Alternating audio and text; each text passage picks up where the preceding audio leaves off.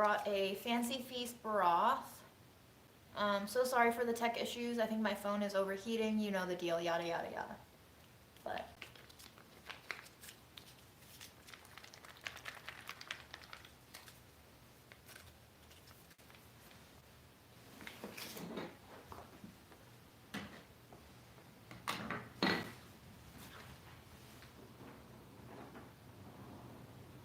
guys, you know what he ate? It wasn't the old chicken. He ate the treat with the antibiotic in it. Here, baby. Can I feed you some broth? Some Fancy Feast broth? Baby, look.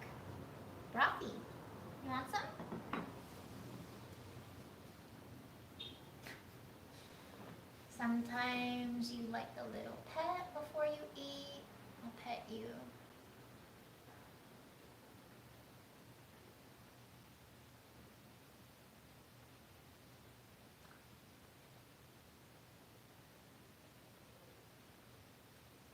Yo, this smells so good. I'm legit gonna eat a little bit. That's fucking delicious. Fuck it, I'll eat the rest of this Fancy Feast if you want. What's in here? Crude protein, crude fat, okay. What's in here? Fish broth, tuna, chicken, carrots, whitefish, natural fish flavor, tapioca starch, milk, guar gum, xanthan gum, thiamine mononitrate, vitamin B1. This shit is good. It was $1.80 too. Jesus fucking Christ. 5 bags of this and we can get a whole half roast chicken. Try it, babes. You're trying to reject food?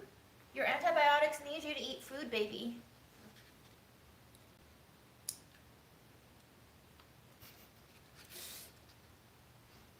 It smells so good. I legit, it tastes like canned tuna but with a broth. Girl, it's $2. This is 1 day of budget eats in this bag and he's not eating it. So of course I'm gonna eat it.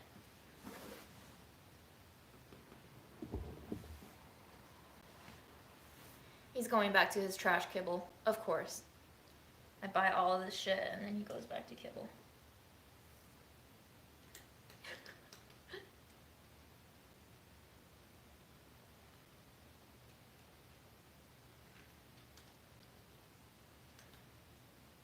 Yeah, I actually passed by Jollibee today, but I passed by Jollibee after I had already gotten the roast chicken.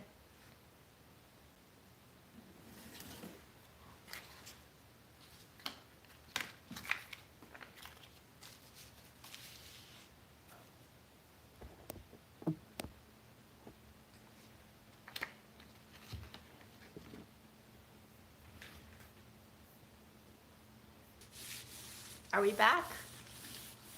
Do you see us?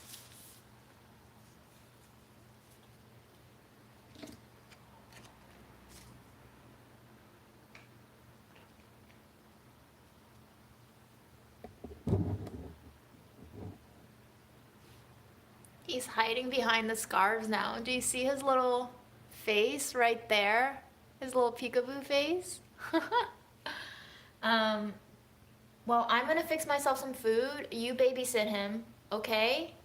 And I'll be back. You're so cute.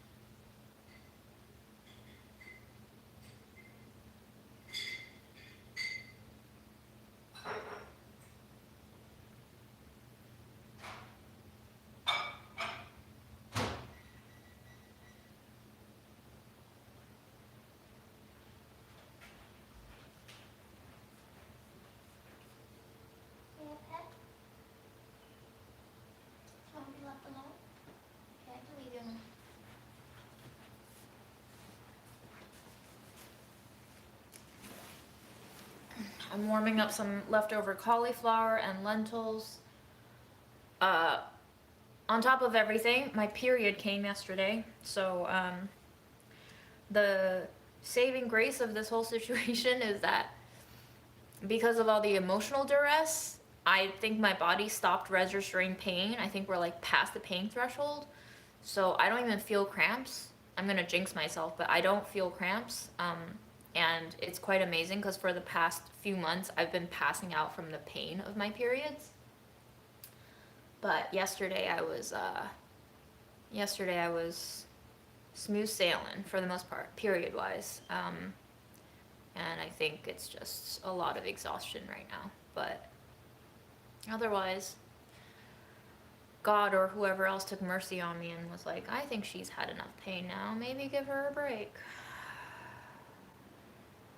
We moved the mattress into the living room so that I could spend more time with Memo without me sleeping on the floor on my yoga mat. I slept on the floor the previous night on 2 thin yoga mats that Mom left behind, plus my 2 blankets. And it was fine, but I just knew that my body couldn't take it, and my period came. I was like, you can't die. Like, you can't fall apart, you know, taking care of this cat. You need to be here for the cat and for yourself. So I just made the decision to try it.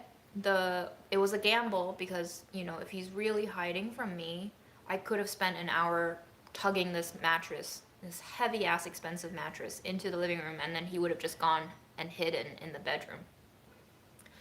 But thankfully, he got out from the windowsill where he was hiding as I was commoding through all of this. And he checked out the bedroom and he was like, huh, this is weird because the bedroom without the mattress is so echoey.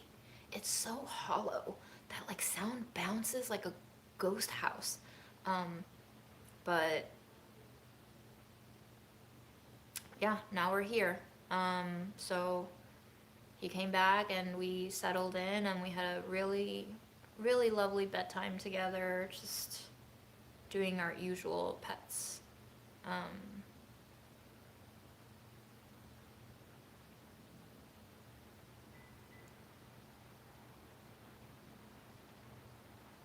So, yeah, we have so many different kinds of food for him. I'm just praying you eat something. Today I spent $30 alone on these cans and this chicken, and if he doesn't eat any of it, then he doesn't eat any of it. I ordered like $60 of treats yesterday from Chewy, and if it doesn't get here on time, then it'll go to the next cat. I think whatever I end up doing, Memo is just preparing me to welcome more cat friends, you know, because I will soon, sooner or later. So yeah, I'm prepared. I'm prepared, baby. Oh, his eyes go through these phases of looking alert like he usually does and looking just really worn out. So, you know, he's not doing well, but he's really holding on. And I'm really grateful. I've been drinking ginger tea in the days preceding, which I find works much better than drinking ginger tea during.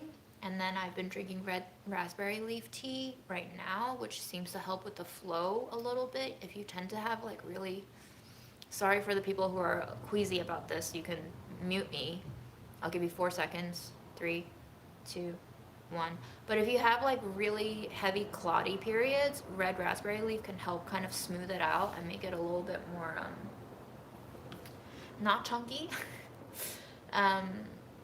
But the 2 previous months I drank it every day because that was the Reddit advice, and drinking it every day did not help ease the period pain. It made my period lighter. It made the blood fresher. The blood looks redder and more oxygenated, whereas without the red raspberry leaf, my blood looks a lot thicker and darker. So, you know, it'll change up your cycle a little bit and how you experience it, but for me, it wasn't effective for the reason I wanted it to be, which is to minimize the pain of my cramps. It didn't do that for me. Obviously, your case will vary, your mileage will vary, but it does help with like the bleeding load a little bit. So yeah, let me go get my food so I can also eat my meds. Right, baby? I need to eat my meds.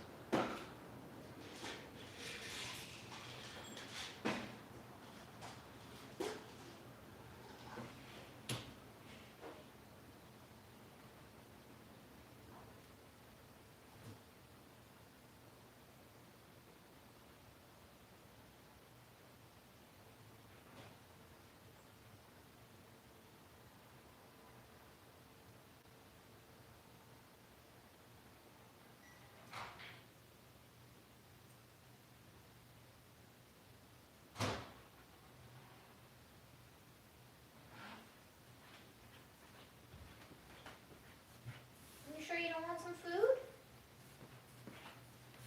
It's yummy. We got our meds. We got our cauliflower and mush leftovers. We're gonna put the chicken butt and the chicken skin in here because those are the saltiest bits. So it'll flavor our food right up nicely.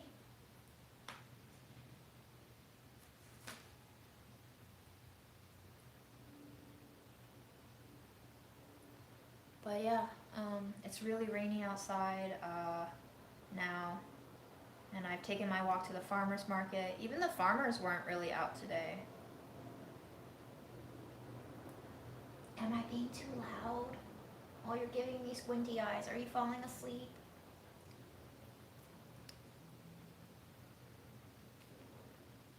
I'm sorry for disturbing your peace. I don't know what this piece is, but it's attached to the butt. You think it's an organ? It's probably yummy. Sure, why not? We're gonna eat the wing. Very coated in spices. Wow, look at that. Look at this. I haven't treated myself to rotisserie chicken since like, I don't know, 4 or 5 years. I feel like the last time I bought rotisserie, I feel like the last time I had rotisserie chicken this fresh is Aaron buying it when we were still living together. So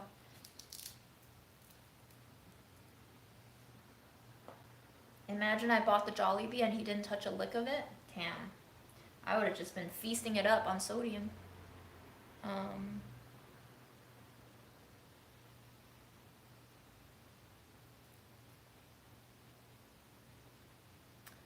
Memo is on the sofa right there. You see him? He's peeking out from the pile of mom's scarves.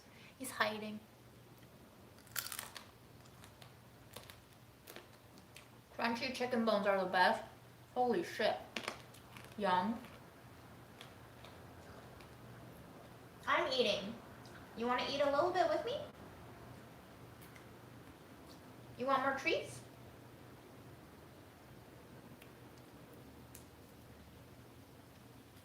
You want to sleep? So yeah, I guess it's, selfish of me to try to force him to eat because I know that once he stops eating, that's my sign to call it in. So, yeah, that's where we're at.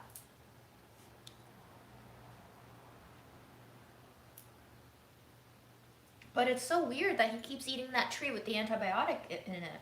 It's almost like he knows that there's medicine in there because out of all the bowls of treats I've put out for him, he doesn't eat it immediately. Sometimes he lets it sit for 10 hours, but he's eaten it. The only antibiotic pill he hasn't eaten was the first one that I crushed into his wet food. So I'll never do that again. But if he keeps eating it, I might go to the vet and ask for another pill to just complete the cycle if he's still around by then. Keeping my expectations real. So, just taking it day by day and enjoying life.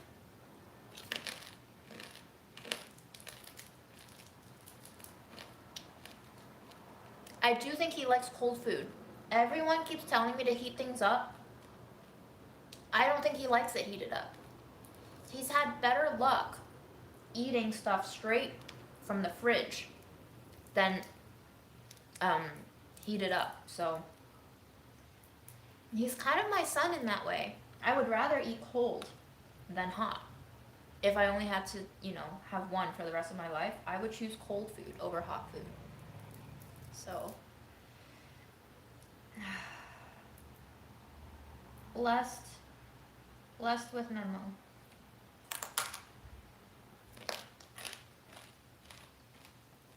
He's a little sleepy boy now.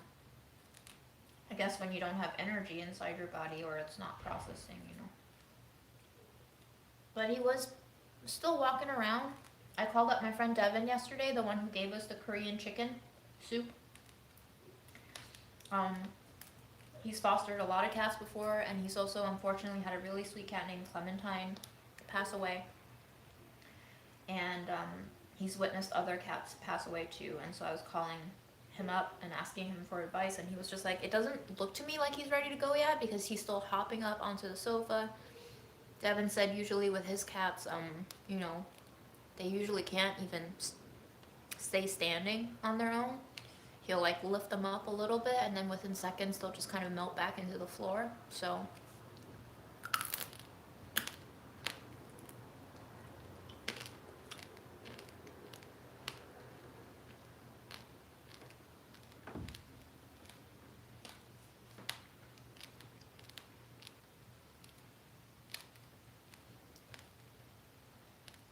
just living really quiet days now, yes. Filling in the silence with my own voice.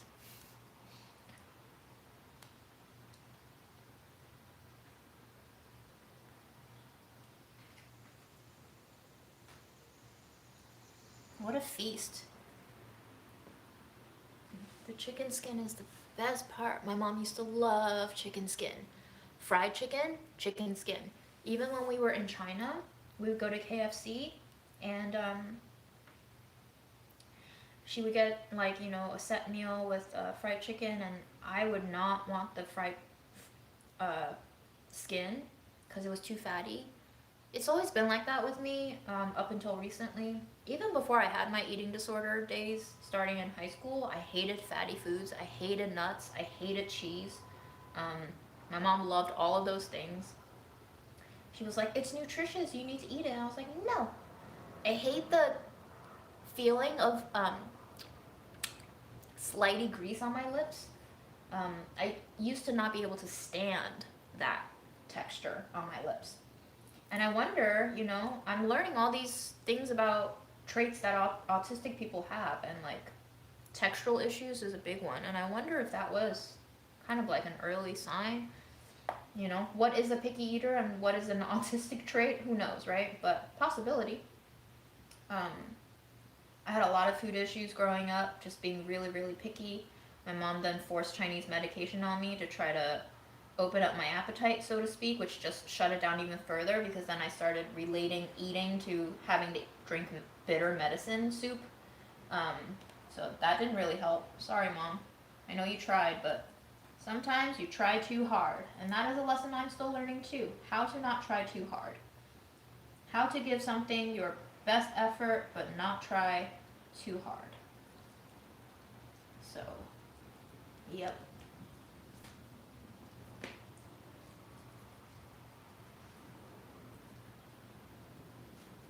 Do you think you'll want some chicken after it's cooled down? Maybe?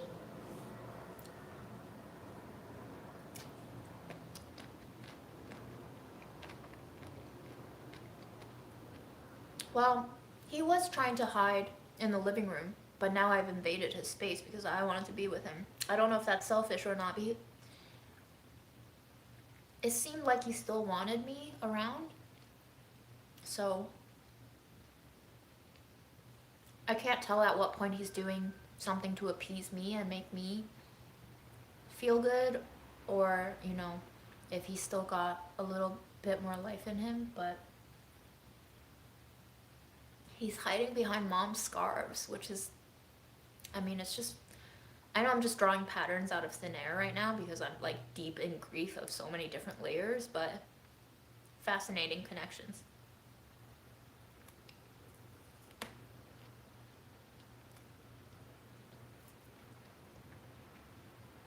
That's Memo.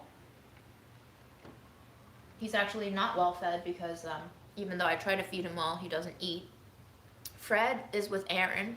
Both Memo and Fred are about 14 years old.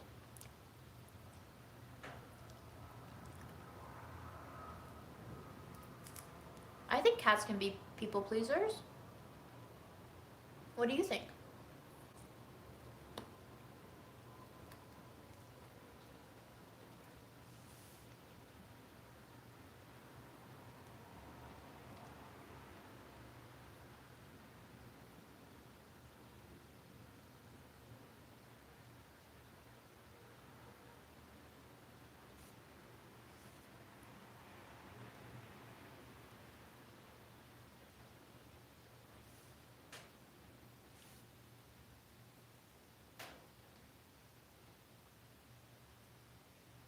Yeah, I mean, life is shitty, but also amazing, right? That's what I started the first live of today with before my phone died on us, but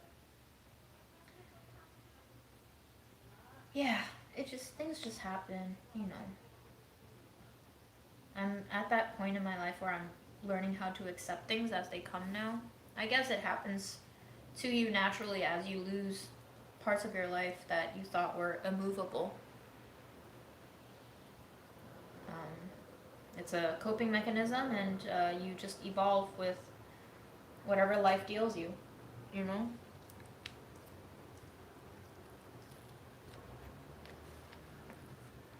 Oh, cats have drastically different personalities. Even, like, even before I owned cats, I realized that my friends' cats have very different personalities. And now that I have owned cats, I can tell you that they have very different personalities. Memo and Fred, very different cats. Very, very different cats. All of my friends' cats are different.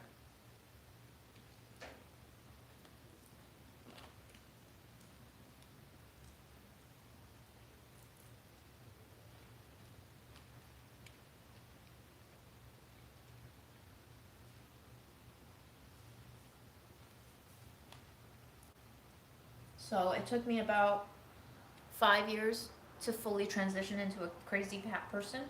So if you don't like cats and you don't want to be around cats and you don't ever want to like cats, then you don't hang out with them, because once you do, you will fall in love. I don't know of a single person, I think, who has actually spent quality time with a cat and ended up walking away saying they don't like cats. Very, very, very rare. I feel like after you actually get to know them for who they are, you get it. So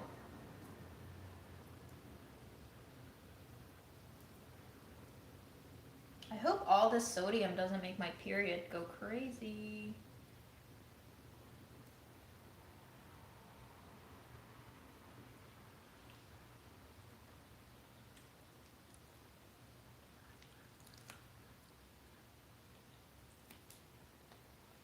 Okay, I'm gonna go wash my hands and I'll be right back.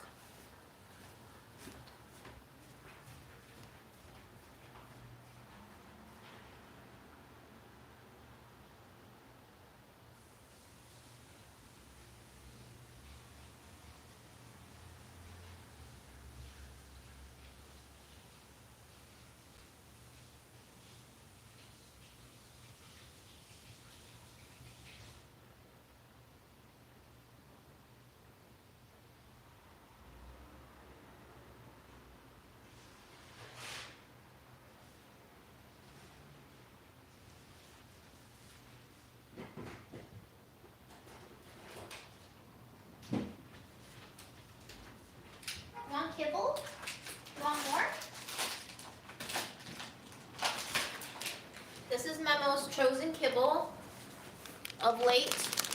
Meow Mix Tender Centers. Basted bites. Crunchy outside, meaty inside. 100% complete and balanced nutrition, all essential vitamins and minerals.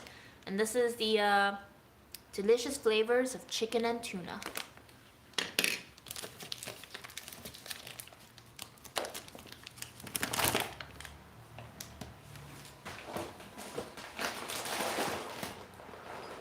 Fresh kibble, my baby. Okay, whenever you want.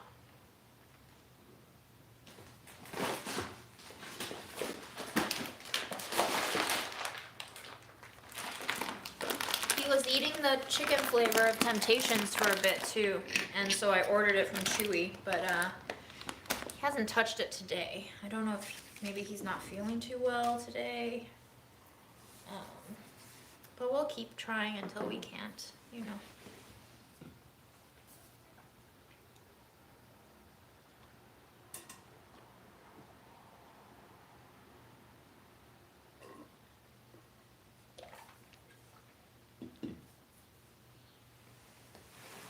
I mean, prescription food is for cats who still have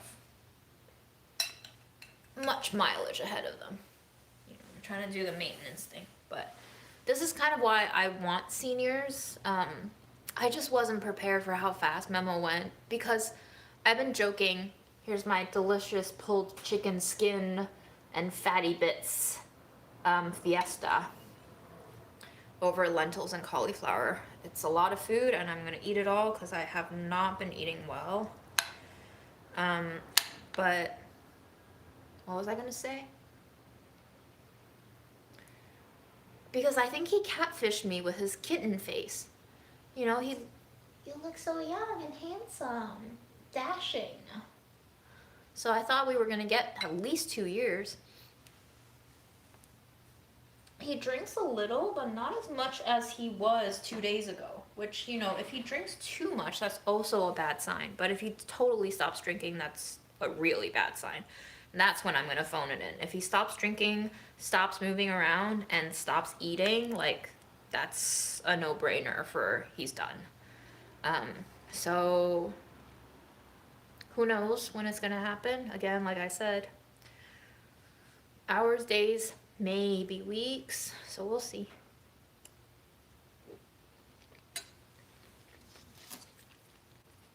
So he loved the temptation treats, but he stopped eating them when Grandma died. I was like, oh no, I just bought 50 tubes. I asked my friend Nez for a churro, so she brought it, so I'll try that with him later, but I've already presented him with like 3 different foods that he's already not been into, and he went for the kibble, so I'm not going to try it now, but maybe later. You know, the poor guy's just not feeling well, and getting sick just robs you of your appetite. And getting old and your system shutting down robs you of your appetite. I guess it's just the way nature takes you, you know? So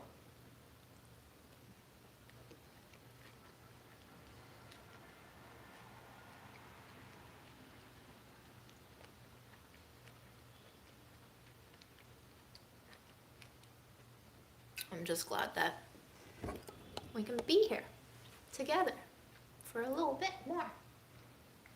What a treat, baby boy. I love you. Light of my life.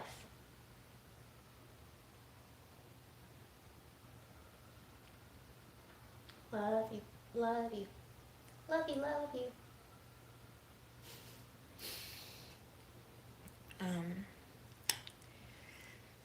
You know, it was Grandma's time to go. She had been struggling for a long time. And honestly, the family, including me, we were all surprised that she managed to survive the grief of my mom passing, you know.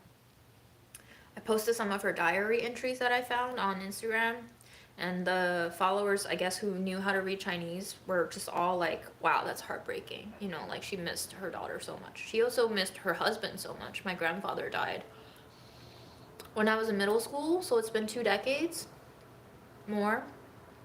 since he died, and that journal, I don't know when it's from.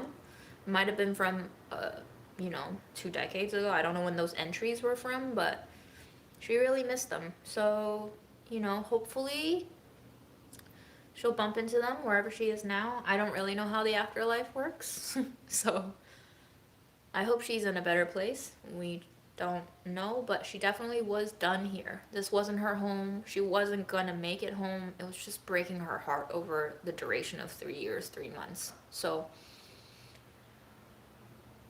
it was a shock that she went when she went, because even though I was expecting it, I didn't expect it to happen over just 4 days of a light fever that went away in a day. She basically had a light fever 4 days before she passed, and 3 days of just kind of like supreme drowsiness and lethargy, and then she passed away in the morning. So yeah, I don't know. I really don't.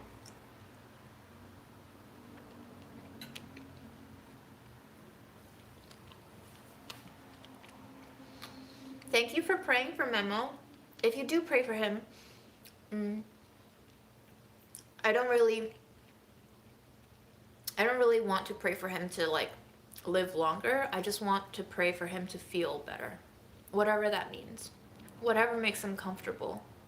I just want him to feel good.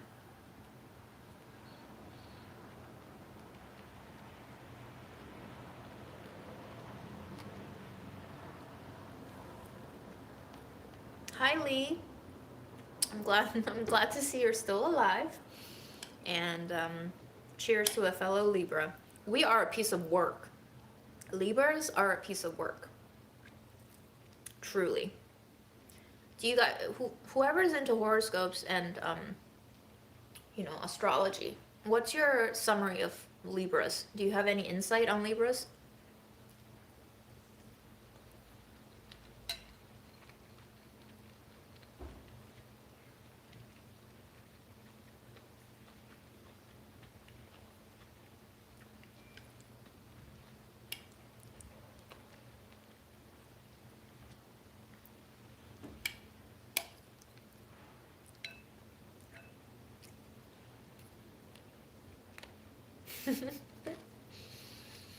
Oh boy, indeed.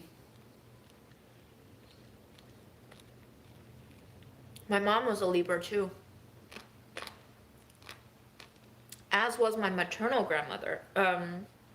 No, my paternal grandmother was also a Libra.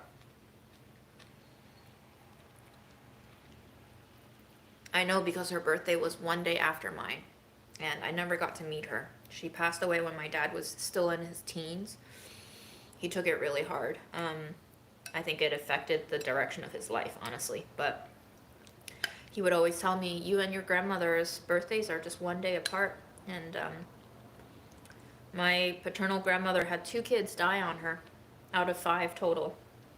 And she only had 1 daughter, and that daughter did not survive. So I think she always wanted another daughter, and she never got it. And out of my dad and his 2 brothers, in a one-child-only policy, China, out of these 3 kids, only one of them had a daughter, which was me. So my dad always liked to tell me how my birthday is just one day apart with my grandmother's.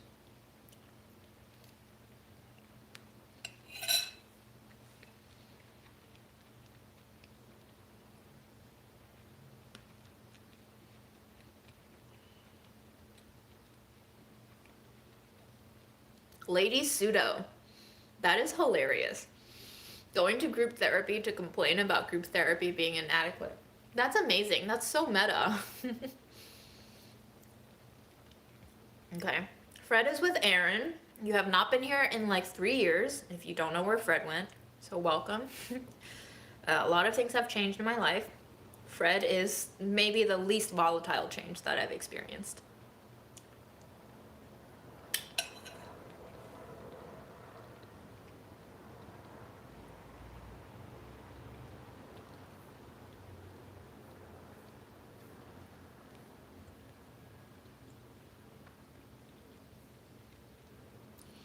The okay, I'll do it and maybe I won't do it is like 99% of my life. But after I burn myself out going through that cycle of maybe yes, maybe no, which usually takes about 2 years, I'll do it. It just takes me a while to settle down, you know?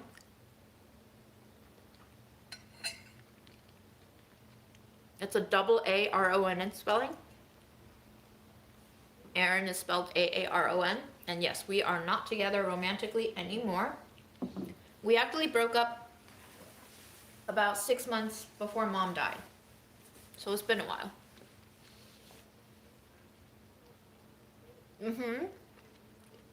Fred had a foster brother for a while. Aaron fostered Yoshi. Yoshi has now been adopted into a forever home. Congratulations, Yoshi and Aaron. Aaron loved him so much, and he was actually devastated that Yoshi got adopted. He was like, can I keep him? And I'm like, I don't think Fred likes Yoshi that much. And I think Yoshi needs, you know, a home that really, really wants him, so.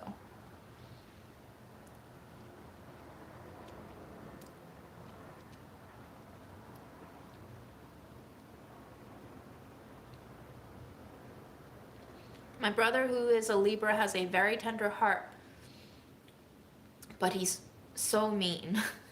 I can't stand to be around him half the time. Is that a Libra thing? Hard to say. That is also me. I've gotten feedback that I am so mean to the people closest to me. I don't know if it's a Libra thing, or if it's an autistic thing, or if it's a asshole bitch thing. Could be any and all of the above, but yes, that is very much in line with the feedback that I've gotten about my behavior. Very justice-oriented, very tender-hearted, but also a mean-ass bitch. So.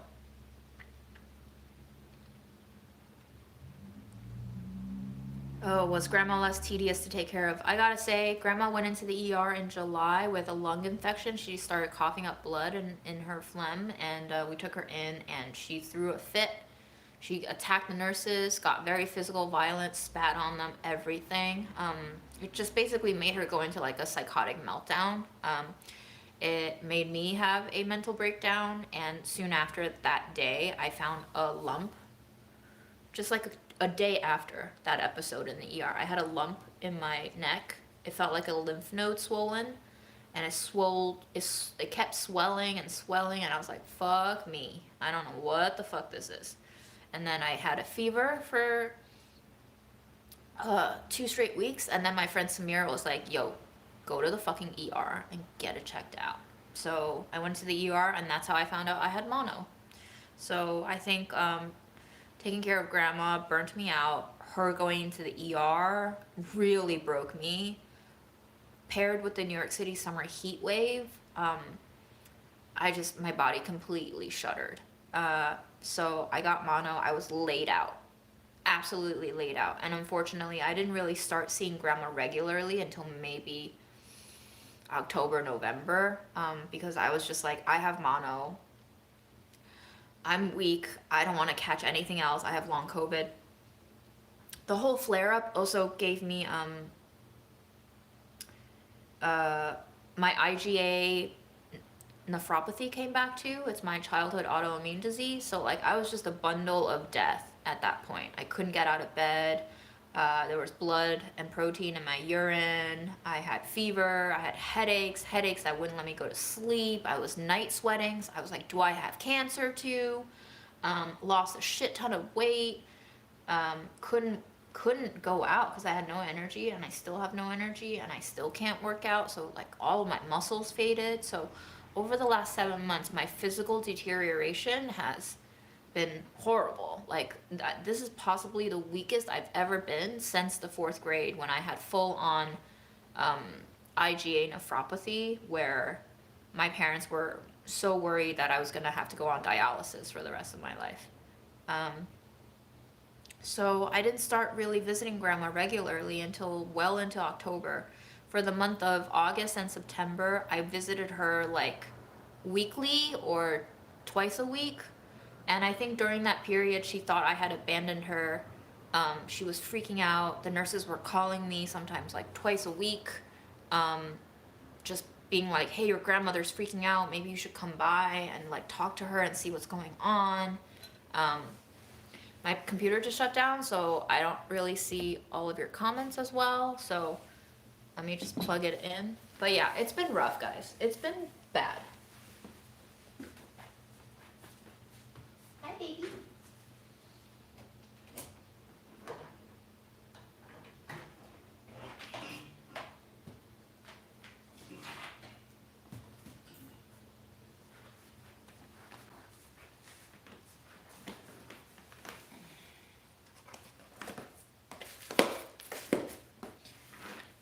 This has been the most trying year of my life, dealing with the digestion of a genocide, my whole reframing of the world, and honestly, Memo has kept me afloat. So this little guy really shouldered on so much stress. Kudos to him. Big ass thank you, Memo, hero. And I broke him. I really fucking broke him.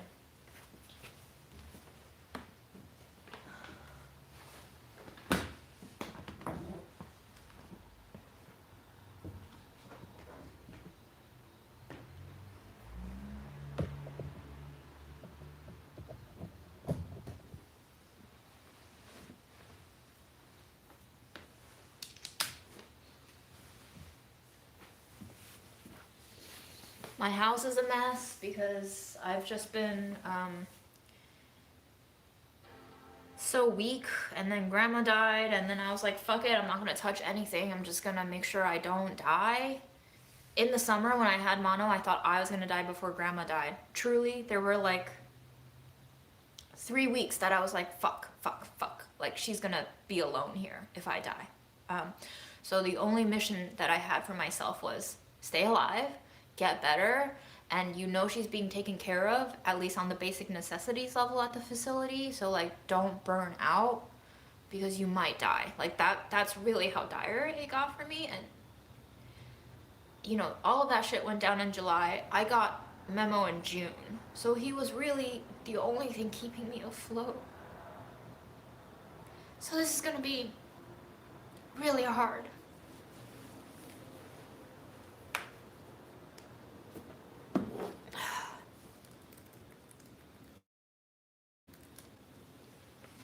This is gonna be hard, guys. But I'm prepared.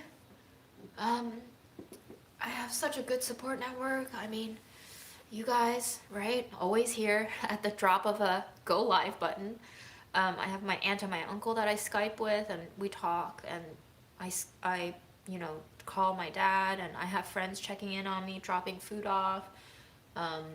Like Ethan, my boss, is just really kind. He's offering me home cooked meals and inviting me to have dinner with his family, and just like, you know, offering me to just chill with his family if I ever get so stressed out. Because like, you know, throughout the summer I was telling him like, I can't do all this work anymore, like I'm breaking, I'm really sorry, but like my grandma's dying, like, and he was just so understanding. He was like, yeah, do what you can, whatever you can't, put it on the back burner, other people will pick it up. And I'm just really, I've been thinking about this for the past few days, and yeah, there's been a lot of grief, and yeah, I know there's been a lot of loss, but I also just have so many blessings that I can't say I've had an unfair or bad life. You know, I've had everything, and my mom dying changed my life, both philosophically at how I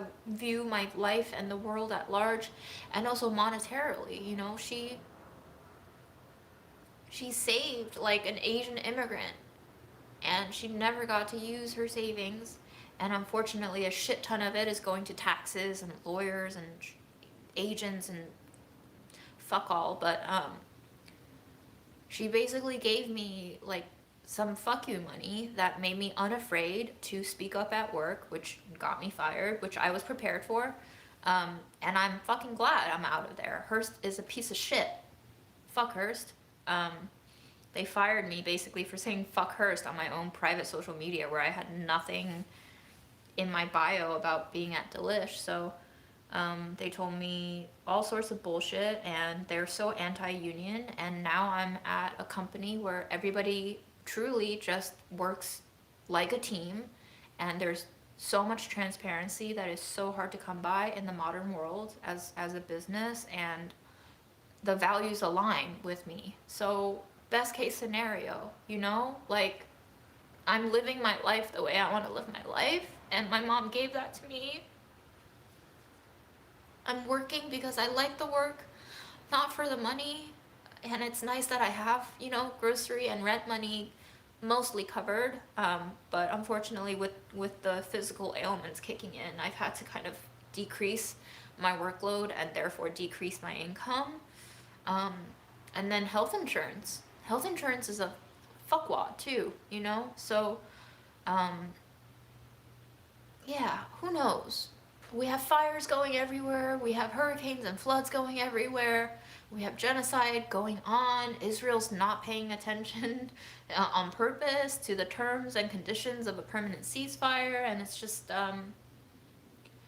you know, we're entering a new stage of censorship. When was the last time you recall the US government shutting down a whole app like TikTok? So just taking into stock how much the world is shifting and how clear it is all becoming to me, I have no regrets. I'm living my life as best as I can, knowing that every action that I take aligns with who I want to be, and my mom afforded me that ability to choose my values, myself, and my desires over what society dictates. So I am very, very, very privileged and blessed, and I have so many viewers who support me and even offer to buy me coffee. I had a viewer like just Venmo me $10 every month just cuz, you know, like I wasn't putting out edited videos, but like kind people exist everywhere. And I met so many kind people in the medical industry, helping my grandmother move through these years. And the systems suck. The humans are there, and they're human. And there's bad humans who do bad things, and then there's normal humans who do normal human things, and there's good humans who do good things, and then there's the hybrids. Not everyone is either or. And so what a last 5 years, you know? What a last 5 years. And I certainly feel like I've aged over a decade in these years, for sure.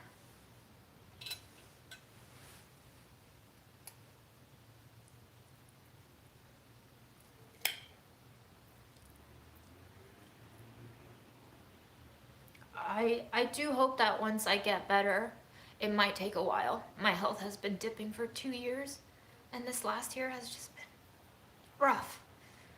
But I do want to make videos again, you know? I just haven't been able to, and it sucks.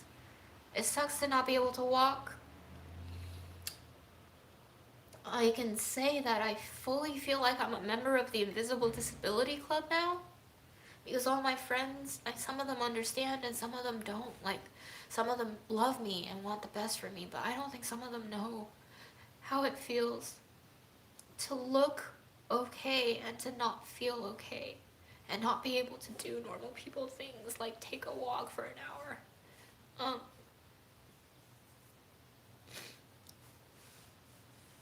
But oh gosh, Memo. I'm so lucky he was here.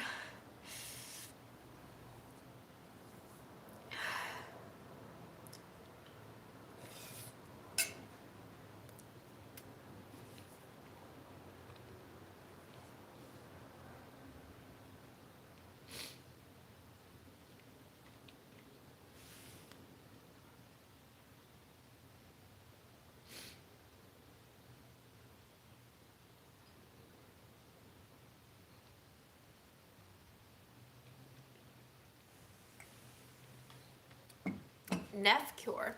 Okay, I'll look that up. Thank you. And you won't believe the kind of resources that like viewers have just recommended me that I've actually like looked into and taken taken up on. So you all have changed my life too. Being on live stream has changed the way that I look at myself, that I review myself. Honestly, I think I mentioned this on the last couple of lives. I think the live streams have really assisted me in understanding how I behave and how I come across to other people, and like reflected me back to me in really ugly ways. Sometimes, and that has supplemented and complemented my therapy learnings so deeply.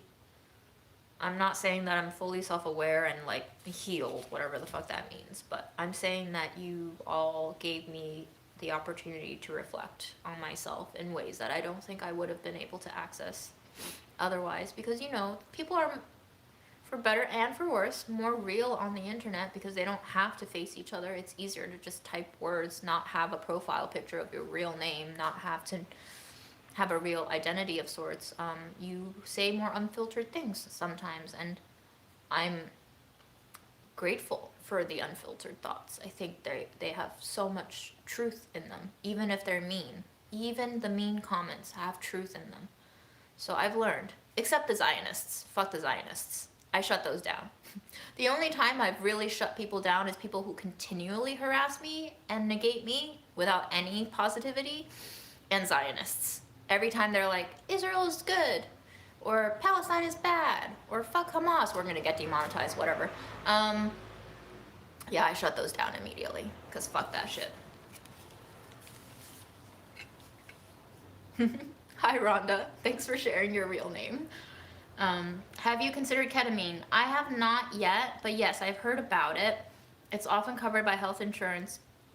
Yeah. So I'll look into it, but honestly, I'm okay with myself. I think that other people mistake what they think is depression as like a negative thing, but what feels like I thought was depression, I think is actually just me. I've always identified with it, and it's not depression, because I don't have depression to the degree where I can't get out of bed. Sometimes it does get that bad, but it's always externally influenced, which I think is natural. I love the exchange of names.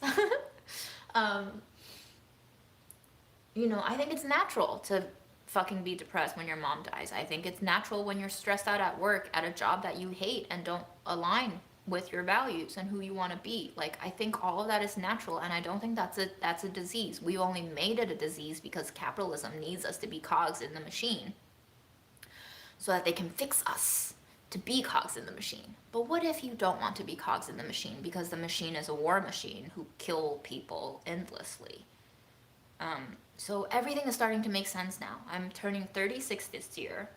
I'm connecting so many dots through the last 4 years, through the death of my mom, through unionizing, through losing my job, through dating people and failing out of those relationships, through Memo, through people that I meet, through the internet, who came to help me at the darkest points of my life, through friends that pull through and come through and show up and like pull me out of the holes. I've learned so many things, and there's been so many dots connected that like life is starting to finally make sense. It's not a great picture all of the time, but I get it now. And just like stepping out of that confused knot of why doesn't anything make sense has been illuminating and a relief in such a way that I don't see this as depression anymore. You might still, which is valid. You can see me however you want to see me, and how you see me is as accurate as how I see myself. It's as accurate, or even more so, because I'm obviously biased. But this doesn't feel like depression. This just feels like recognizing that the lies I've been told as a child to keep me a productive member of society are now becoming uncovered, unveiled, peeled back. These lies that have been on my skin, that have been integrated into my body, are being torn out now. And slowly I'm healing from being torn away from these shams, illusions, fairy tales, and myths. And That just means by default I'm going to be disillusioned, but the disillusionment is actually clarity. So I don't know if any of that made sense, but again, you know, I'm a crazy cat lady who just lost her grandma after losing her mom 3 years ago, and my life is in pieces. So take that however you want to take it. It might not make any sense to you. I might actually be depressed and totally crazy, because what is the truth anyway?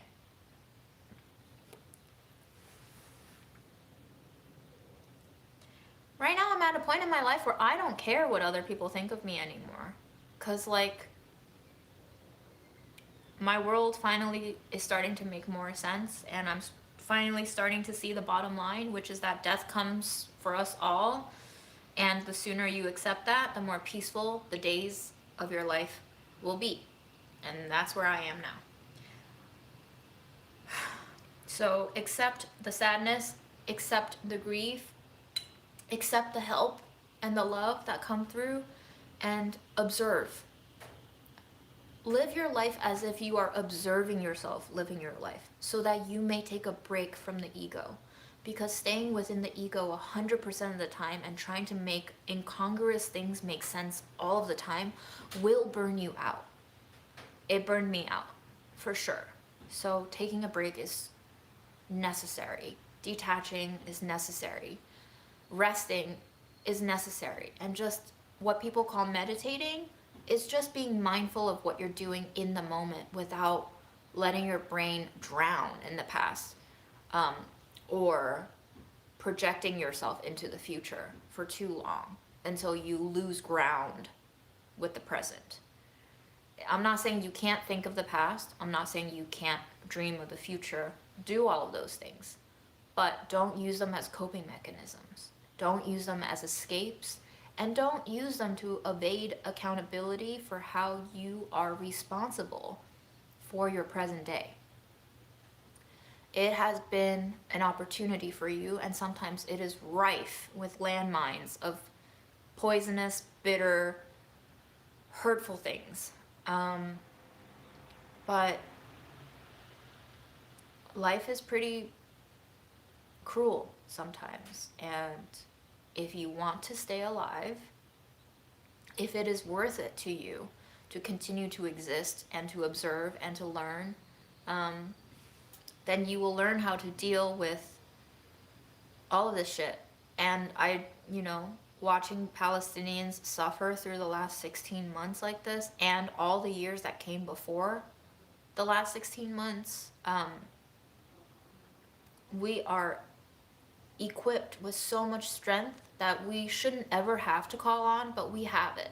We have it. And so you are capable of so much more than you think you are. You just haven't been pushed to the limit yet.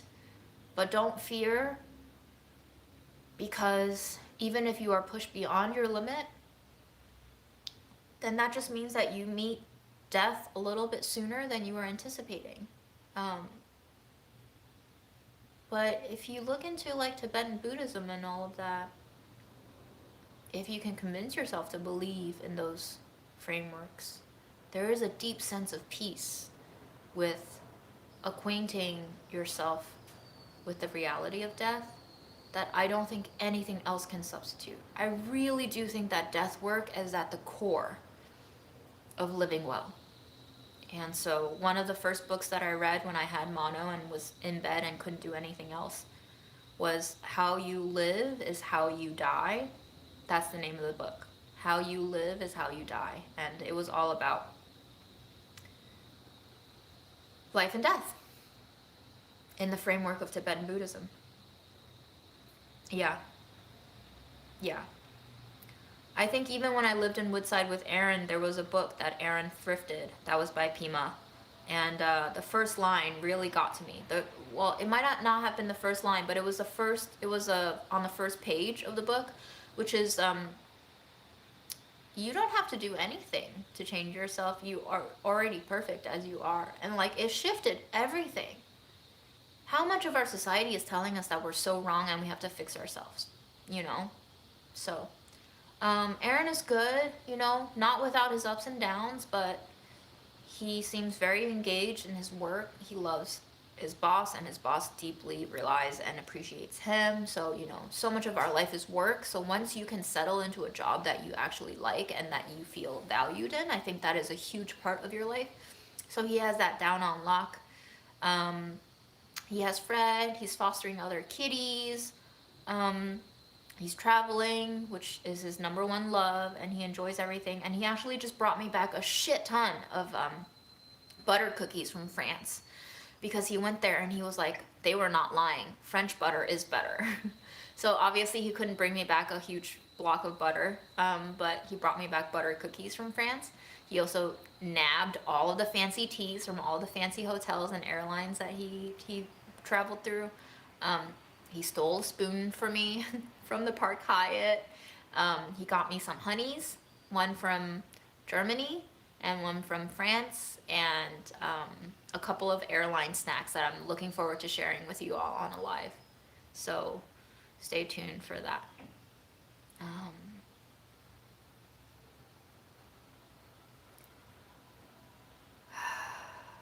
I feel so full, you know, like this. I think this might be so strange to say, but maybe this is what happiness is to feel the connection with others and feel like they're all there to hold you. It's peace and happiness is having the security of trust in others. And so if I can trust on my friends and my coworkers and my boss and my cat and the people in my life to be there for me, what more can you ask for? You will not want for anything if you know that there are people there to hold you when you're falling apart. And I think I've had the honor of experiencing that in such fullness, especially in the time of grief, that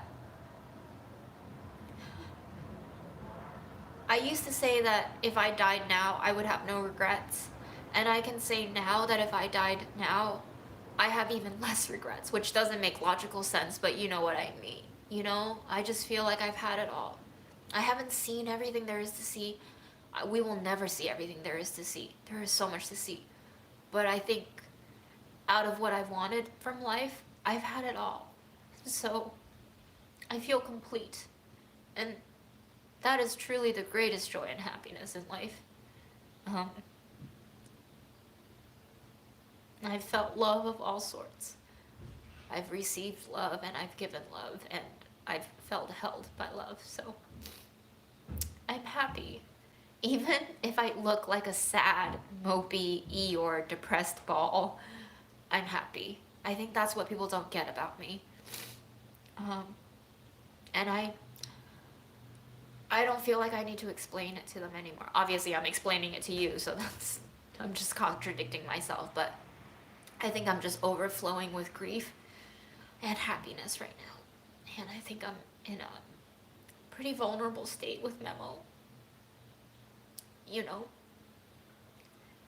But I love him, and I feel loved, and I'm grateful. That's all.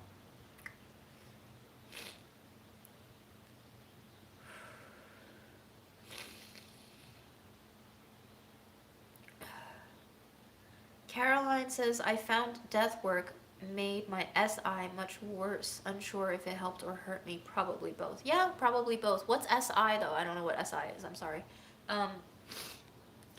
Everything is both, right? I don't think I would have felt this depth of love until I've lost so searingly deeply.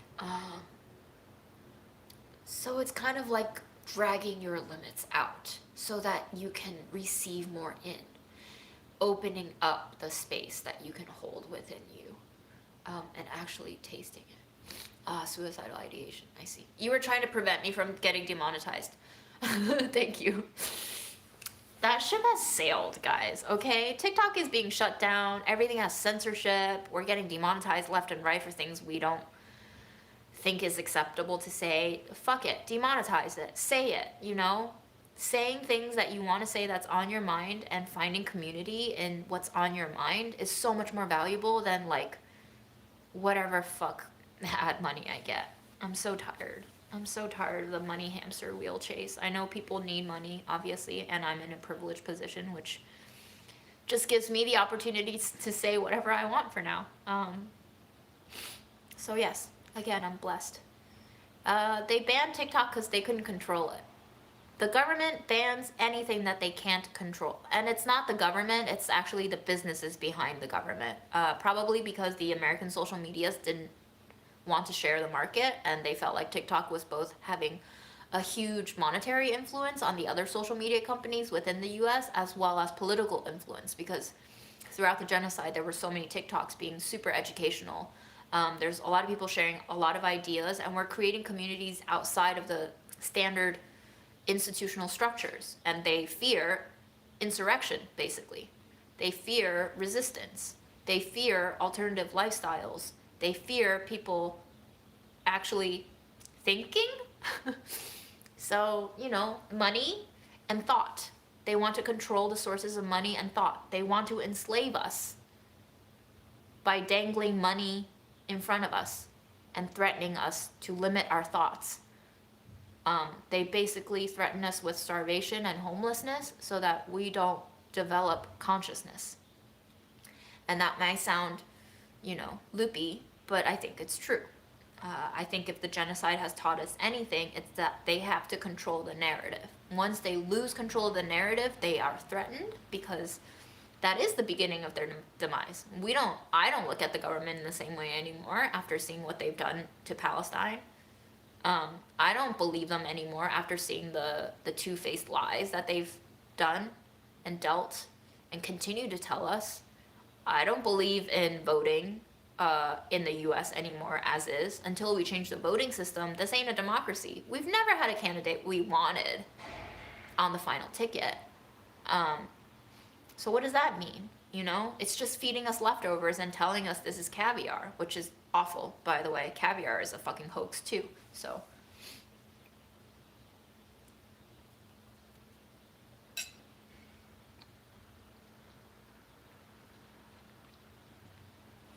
thank you, therapist Micah. Thank you for the validation and affirmation.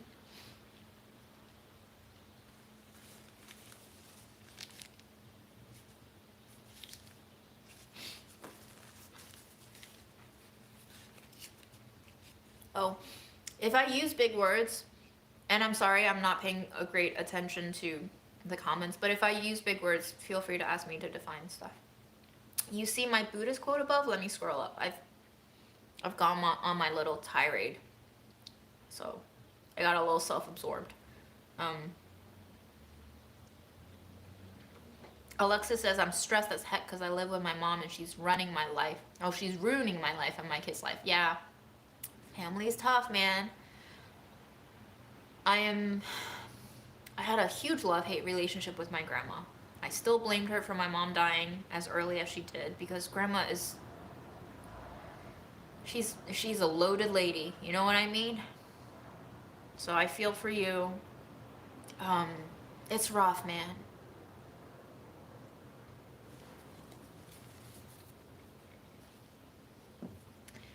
Lauren. Okay, wow, you guys laid so much wisdom. I might have to watch this live back just to fish in all of the advice and resources you've given me. Yeah, Astro Ranger says, you've spoken at length before about your mom neglecting herself, not wanting to repeat that pattern. Now is your opportunity to break that pattern, break that cycle of trauma. And I think I'm doing it, first of all, by not having kids. You know, I don't have to be a mom. I think it changes you. Being a mom changes you because you now live your life through your kids to a certain degree, depending on how mentally, you know, compartmentalized you are. But inevitably, becoming a new person in relationship to others changes how you move through life. So she was constantly saving money, probably for me. Well, her dream came true. She died, her money came to me, and now I do with it what I do with it, right? So mom, in a sad, twisted, morbid, tragic way, got her wish.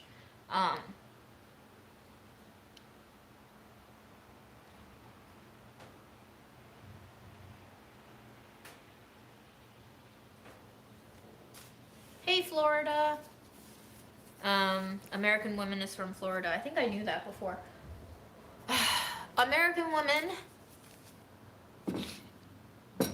Did you say your name was Rhonda? Rhonda? No. Yes. Rhonda. What do you think about Florida men? Because out of the three situationships / relationships I've had from Hinge, two were men from Florida, and honestly, woof. They are so magnetic in a certain way, and so destructive. So they fucked me up, man. And I'm sure one of them didn't, well, I'm not sure, but I feel like one of them didn't mean to, but like I am fucked up. What is going on? Jesus Christ.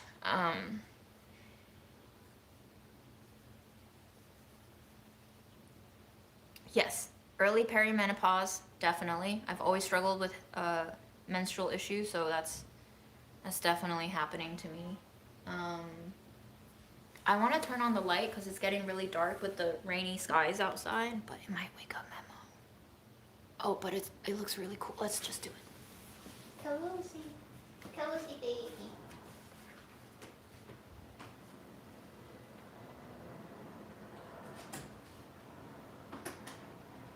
Baby.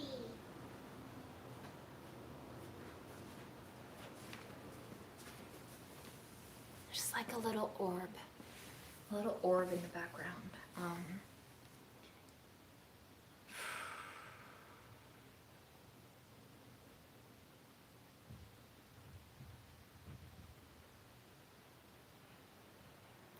Enlightenment occurs when the usually Enlightenment occurs when the usually automatized reflexivity of consciousness ceases, which is experienced as a letting go and falling into the void and being wiped out of existence. Damn. When consciousness stops trying to catch its own tail, I become nothing and discover that I am everything. Okay, so in layman's terms, enlightenment is breaking through the barrier of your brainwashing, your societal brainwashing, the way that you don't even realize you've been programmed to think since birth. Society has basically taught you to think in a way that denies you your nature. And your nature is something that came out of the void, and therefore, depending on how you want to phrase it, divine. You are universal and not individual. And so when you are enlightened and you break through that barrier, you are free falling out of the web of society that you had been trapped on, like a spider's web. Society traps you to suck your power out of you so that it can use you as energy and battery and production mechanism units. So when you manage to break through that brainwashing, you do feel like you are kind of nothing, which is scary. This is the enlightenment that most people, I think, who are concerned with material well-being cannot face, do not want, and actively escape from, because it is terrifying to be, quote, wiped out of existence, right? But knowing that you are existing on this plane, in this world, in this society, being held to all of these social standards that you might not personally, individually, universally actually align with, is freeing, because this society forces you to manipulate yourself to be in such a way that you are not actually cool with yourself.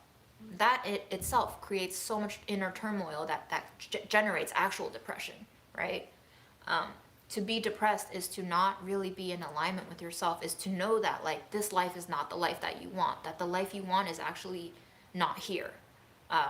That this system does not enable you to thrive in the way that you want to thrive. That is how I see depression. Depression is realizing that you are trapped in a cycle you don't want to be in, which is why people who have deep, deep depression want to commit suicide, because they want out.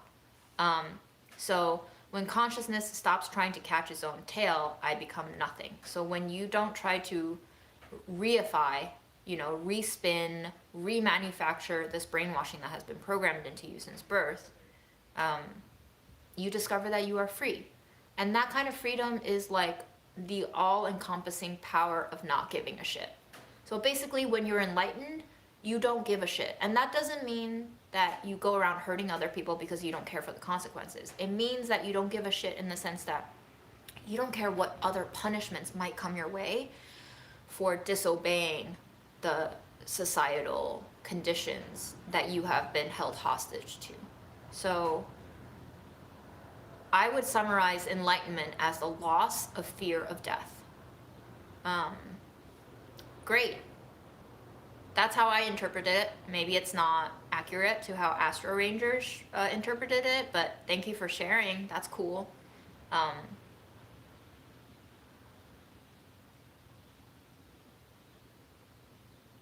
We're All Eating Each Other by Juliet Ivy. That's a great song name, huh? We're all eating each other. We are, though. I just want to make sure that I'm feeding the people that I appreciate and want to love on, and not, businesses. 'Cause whatever.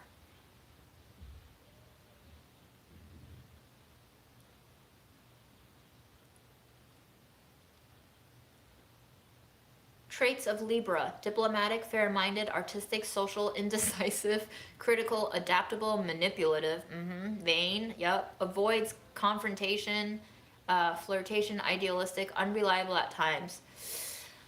I would say pretty accurate, except the first and the last. I don't think I'm diplomatic. Obviously, I've gotten fired. And I don't think I'm unreliable at times unless I'm really going through it. Like, that's when I'm broken. I think if I commit to something, I'll usually go through with it. The only time that I felt really bad for neglecting my duties is when I got mono and I had to kind of relinquish my other responsibilities at Burlap and Barrel at my job. And also I promised a couple of folks at FIG, which is a food organization that does a lot of social justice intersection stuff. They were having a fundraiser for Palestine, and they wanted someone to photograph that dinner, and I agreed, but then I just got really burnt out and really, really sick, and I think I had long COVID starting then. So I had to just cancel on them. So those are the two instances that I feel extreme guilt over. And also, not going to see grandma daily anymore when I got mono too. I'd like to think that I'm pretty reliable, but I think maybe as I age, I will become more unreliable. I hope I won't become unreliable in the way that I agree to something and then hop out of it. I want to become unreliable in that I want to say no more from the get-go. I want to not have shame to saying no, I don't want to do that. And set clear expectations at the very beginning. So that's where I want to really see myself develop.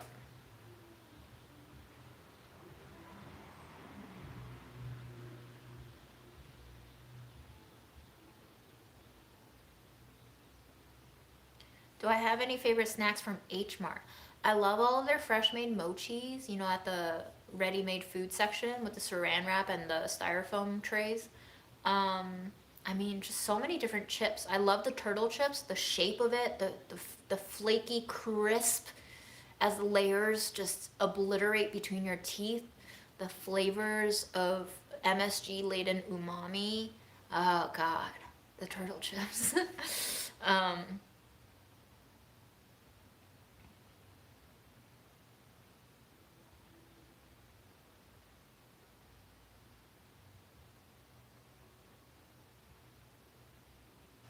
So going back to whether or not death work worsened or helped your suicidal ideation, death work is a way to reframe, for me, death work is a way to reframe my fear of death.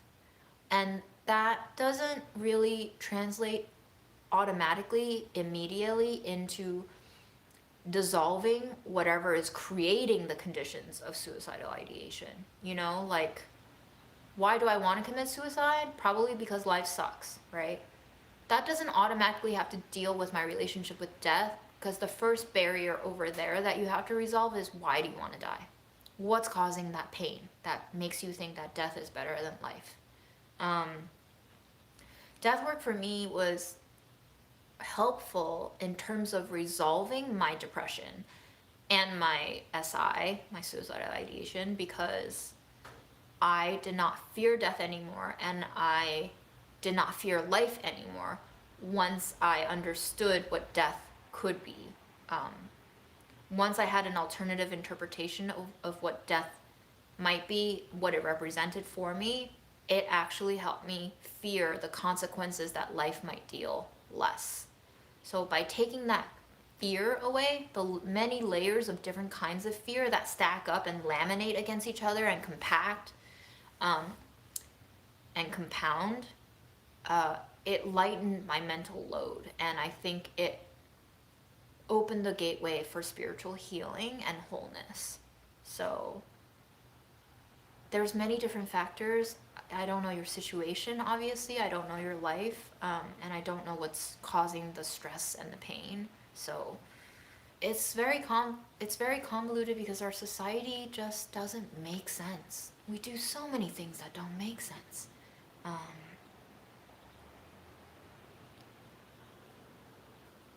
You might as well start playing your Spotify list since we're already getting demonetized. I think when you offend copyright, they're gonna make you take the video down, right? I don't think they're gonna let you leave the video up. That's the problem. So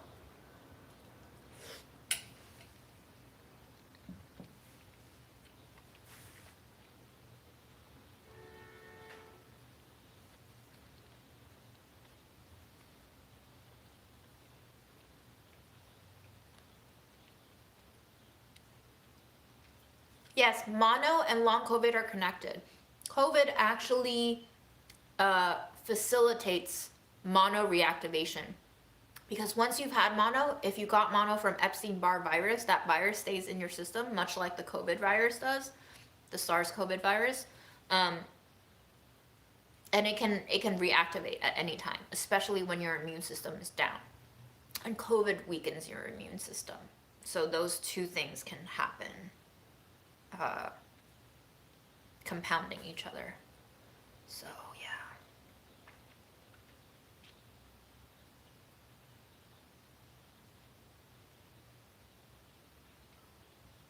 So many comments, y'all.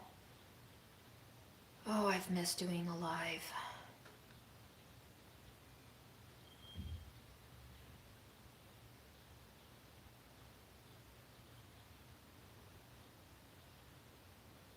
Oh, TikTok is back up? I didn't know that. I just saw someone post on Instagram last night that TikTok is down. Why is it back up? What's happening? What is going on?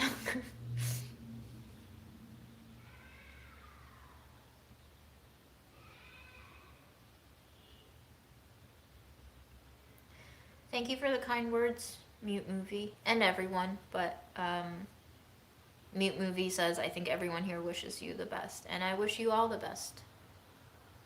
I do. If I had endless amounts of best wishes that can actually manifest in your life, I would hope I could give it.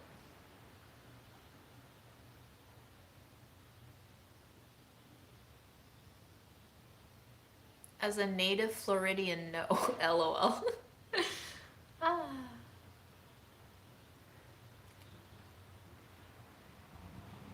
Okay, I love Hinge because I love answering the prompts. But I hate Hinge because I can't trust people.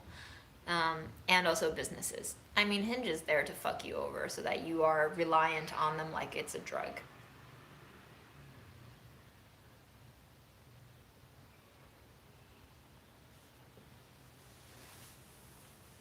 He's so sleepy, eepy. Sleepy, eepy, baby. Tucked all up in himself. I mean, his body's shutting down, so he's gonna want to rest a lot. But as long as he's getting up a couple of times a day and letting me pet him, that's all I can ask for. Gosh, I hope I get another night of being able to rub his belly and kiss his little stinky diarrhea butthole that he does his elevator butt when I pet him, and he's really into it. He likes the little butt scratchies, and so he elevates his butt, and then I get a clear view into his butthole. And it's clean, despite the diarrhea. I don't know. He's such a trooper, man. He's so handsome. If I ever got married, I would marry Memo. It would be awesome if we could do like a fairy tale thing where he like transforms into a man when we share our first kiss. But I'll take a cat over a man. He is still using the litter. Yeah.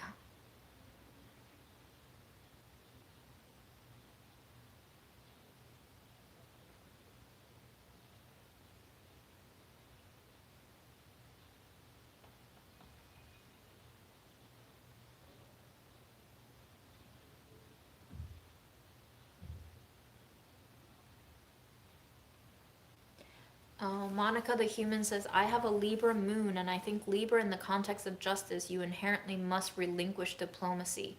Hell yeah. Diplomacy is reasonable up until a certain arena of disagreement.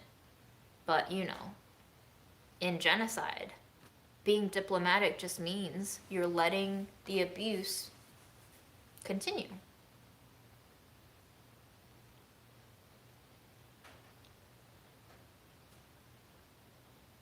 I have become unreliable to the people that are unreliable to me.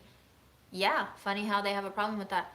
I just stopped responding to those people actually, you know, like I learned my lesson dating people who are unreliable. I've not had the chocolate turtle chips. I think when I feel better and I can walk to H Mart again, I need to treat myself to some chocolate turtle chips. I've never had it. Brandy says, my 2025 year started off with a shame spiral I'm working myself through. Kudos to you for working through it. Yeah, shame spirals. They happen. Let them happen. It's normal, especially when you're going through a lot in life and you just have so much busyness that you can't align yourself. There's no time and no space to like really allow yourself the luxury, the contemporary societal luxury, to just do nothing. So kudos to you for working it through. Lady Pseudo asked a while back, I don't know if anyone's answered, but what is death work? There's different definitions, but death work is basically exposing yourself to death, working through the concept of death, preparing for death, basically desensitizing yourself to the concept of death so that you work away the fear of death, because death has become such a taboo. Death work is de-tabooing. Is there a better word for this that I don't know, but like de-tabooing, destigmatizing, there we go, destigmatizing death, allowing it to become a natural part of our life cycle, acknowledging that death will always be there to greet us at the end, and coming to terms with existing in peace with the fact that we will die.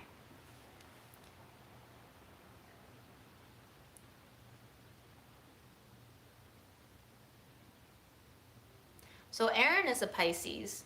I wouldn't say Aaron is flaky at all. I think he's quite committed. So I don't think that's a Pisces thing. Could be an autism thing though. Just the dislike for getting out of routine.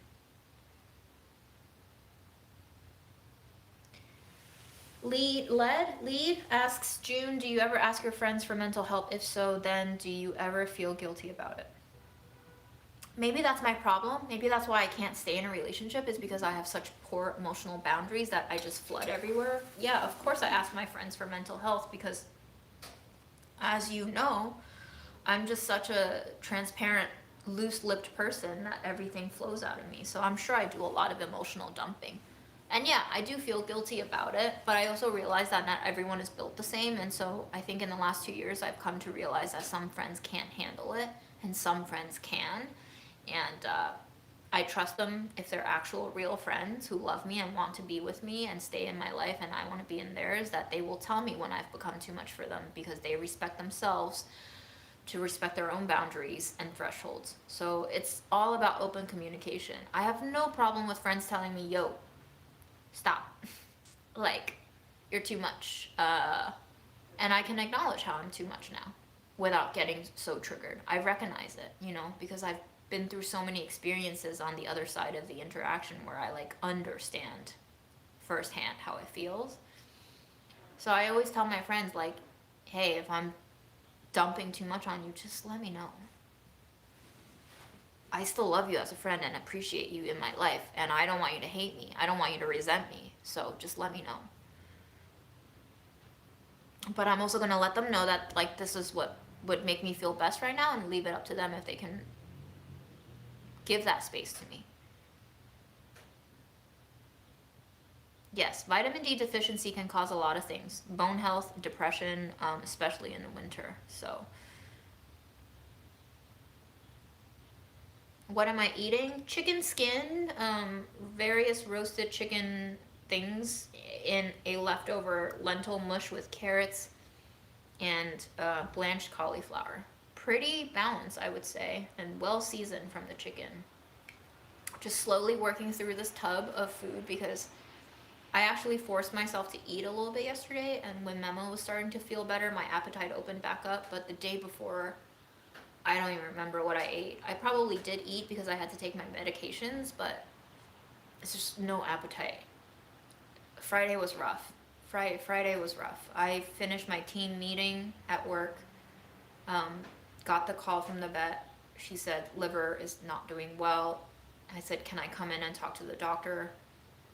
And I took a walk with a friend and then went straight to the vet, where I waited almost 45-50 minutes in the waiting room, just waiting to talk to the doctor, already knowing the test results were bad, and seeing him and hearing him tell me like, hey, it's probably end stages, prognosis is not good, we can keep diagnosing with a sonogram if you want. And I was like, no, I'm just gonna let him live it out. And then I went to walk. I've been walking my boss Ethan's dog for therapy, like as a way to motivate myself to go outdoors at least, 3 times a week. And I went over to his place to pick up the dog, and he was like, he knew about the news about me losing my grandma and like about the cat, and he was just like, can I give you a hug? And as soon as like he gave me that hug, I just started shaking. Like I couldn't control myself. I just like spilled. I was just like, I don't need this right. Like I was talking about, Memo's health condition worsening suddenly, or visibly. And I was just like, I don't need this right now. Like I can't handle this. And he just let me sob a little bit. So I have such kind people. And then his wife and he both invited me to have dinner at their place. They invited me out, but I was like, I think I'm just gonna go home and chill with my cat because I'm a mess, and they have 2 young babies, and I don't want that kind of grief to overflood their whole home, But I'm just so thankful that the support network is so solid for me right now, and I'm gonna be so grateful for the rest of my life, and beyond, if there's consciousness beyond that, for everyone who's stepped forward to give me love and resources and support.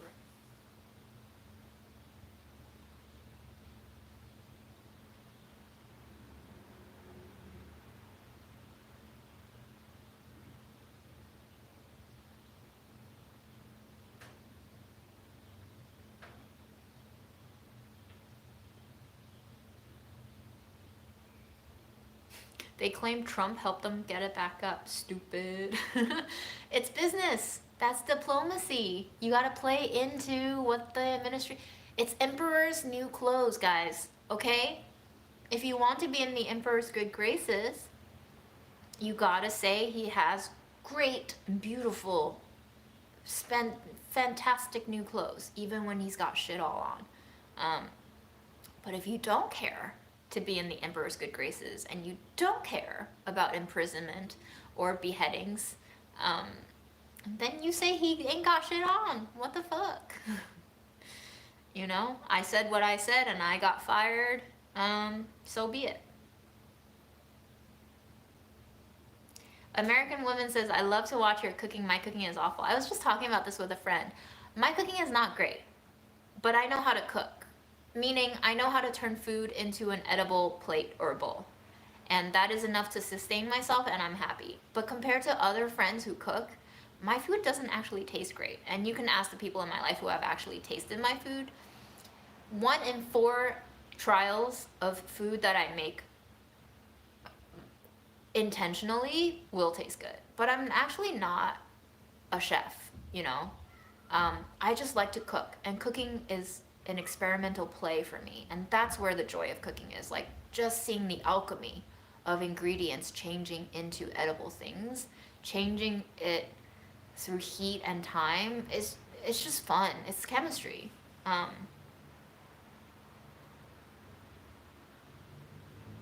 I don't want to live in New York City forever, but I'm currently so weak and disabled and aimless that I think I need to heal in New York City while I still have a stable apartment situation and a relatively stable job opportunity that I just want to heal. I just want to heal from everything that's happened in the last 4 years before I think about where I want to go. I definitely want to go somewhere else. And even if I don't move somewhere else, I want to travel because I think once I get my mom's ashes, I want to take her traveling with me. That was always my idea when she passed away because she had a whole list of places she wanted to go to that she never got to. So in a way, I'm living for myself and for mom.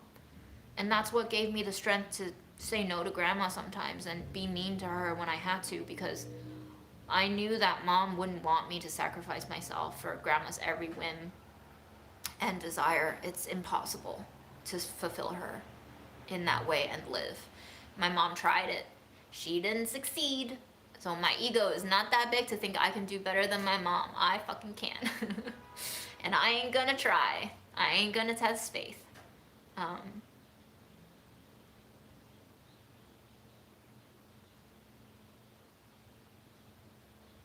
Yeah, NYC is a horrible place to live. My friends have all told me that. They were like, America is the heartland of oppression and war and money, and you live in the heartland of all of that, New York City, where Wall Street dwells.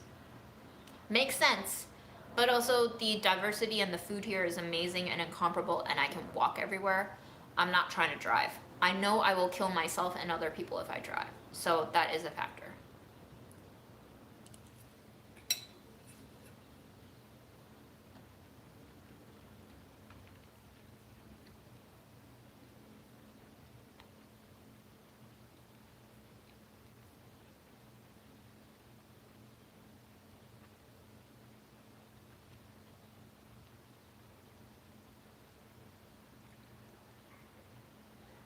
Depression and anxiety can make one unreliable. I absolutely agree. And I think that's another reason why I think for the most part, I mean maybe my friends will call me out on this. I think for the most part I've been reliable. So I don't think I definitely have anxiety for sure. But I don't think what I've felt as that gloominess in my life has been true depression in terms of it being a mental illness. I think it was just like a response to my stimuli.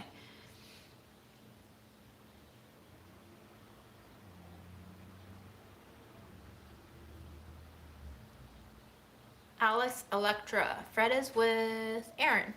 They are very happy together. That dream about death being a large figure standing in the bedroom made up of living things like bugs, leaves, twigs, all buzzing and moving is fascinating. I love dreams. I've been having a lot of dreams lately, but I haven't had the mental dedication to write them down. But dreams, they help you process. How is Ram? Ram is getting by. I think he's gone through a few things, but I'm not gonna share stuff without his explicit permission, but you know, life shit. But we all have life shit, don't we? I'm gonna get some water and I'm gonna take my meds. BRB.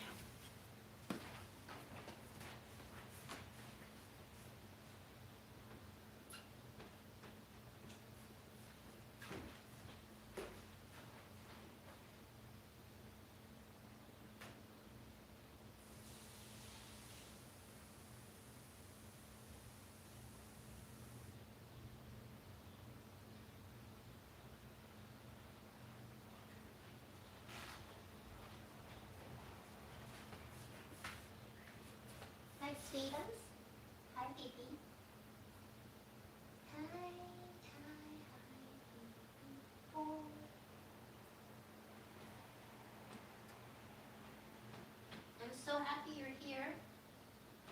me know what you need.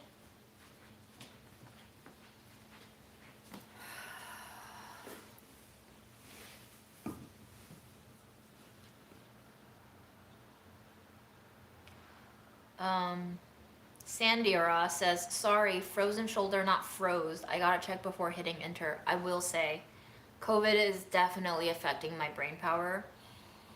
I've noticed my computer typing typos increase noticeably. I would hit send to Instagram DMs and then notice like 20 seconds later, oh shit, like I spelled the wrong word or the wrong concept sometimes. And I would rarely have that. I would have that maybe once a month before, if so. Now it happens to me like every day. So long COVID is no joke. I know some people still don't quite think of it as a thing, but it's infiltrating every aspect of my life. It's rough. And it's not autocorrect. It's from my keyboard, so I don't have autocorrect on in my keyboard in Instagram DMs. So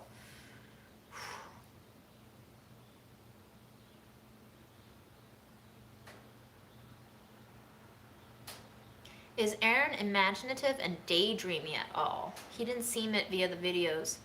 I still don't know who Aaron is, actually. I feel like there's like I know he's a good person. I know I can rely on him. I know he tells me the truth for the most part.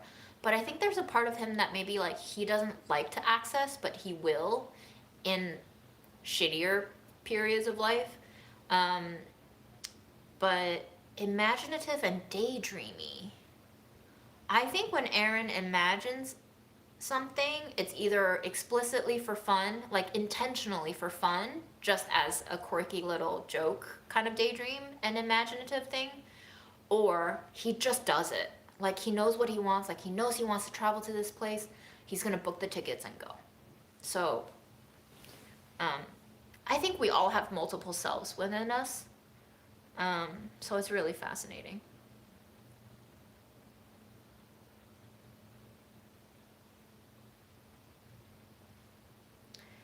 Yeah, Mom actually visited Alaska. She wanted to go see the aurora lights. Is that what you called it? I think she really loved going to Alaska and seeing those lights. I don't know if she loved Alaska itself, but she loved seeing the lights. I'm glad she at least got that trip in.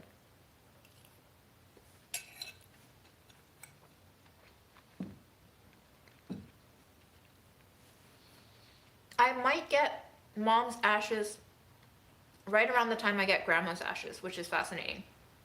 For those of you who weren't here when I was doing my Fresh Grief lives, cleaning out my mom's house, I donated her body to a medical school.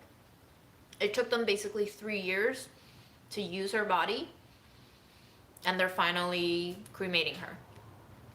So I thought it was fascinating that basically when I reached out for an update after Grandma died, I was like, hey, what's going on with Mom's body? They were like, we're filing paperwork to get her cremated in the next couple of weeks. And in my mind, I was like, holy shit, Grandma's getting cremated in the next couple of weeks. Isn't that weird? I didn't think the timing would work out like this, you know? It's just weird that they would get cremated around the same time period.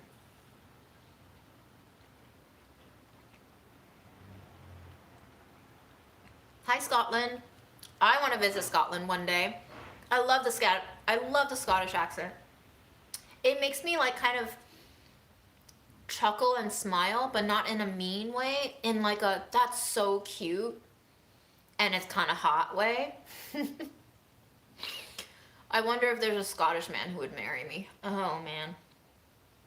Maybe I'll just go live in Scotland and be with the sheep.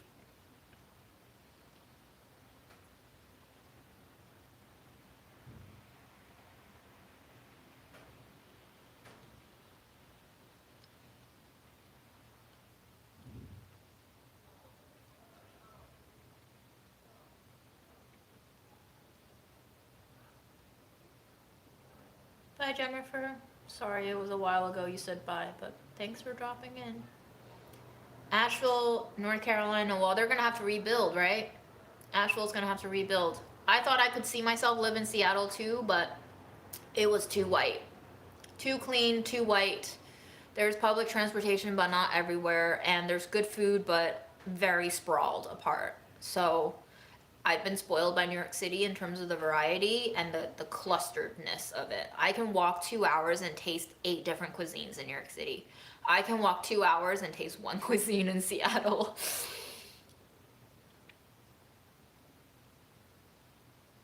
Is what associated with type 3 diabetes? There's a type 3 diabetes? I thought it was just type 1 and 2.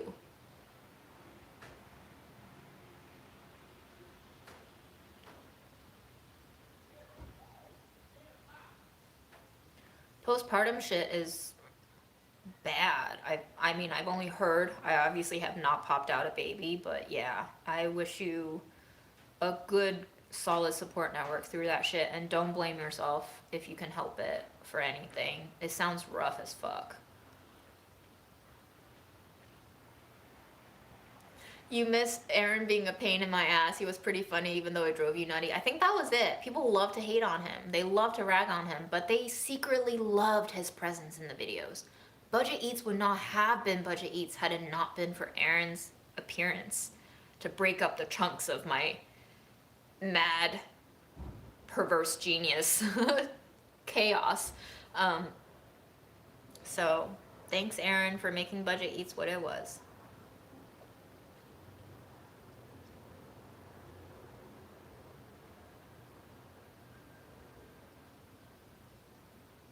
Okay, which paper? UK citizenship. Let me know if you get taken, but hell. When I'm healed, I'll do whatever. I'll do whatever because YOLO, and we're free now.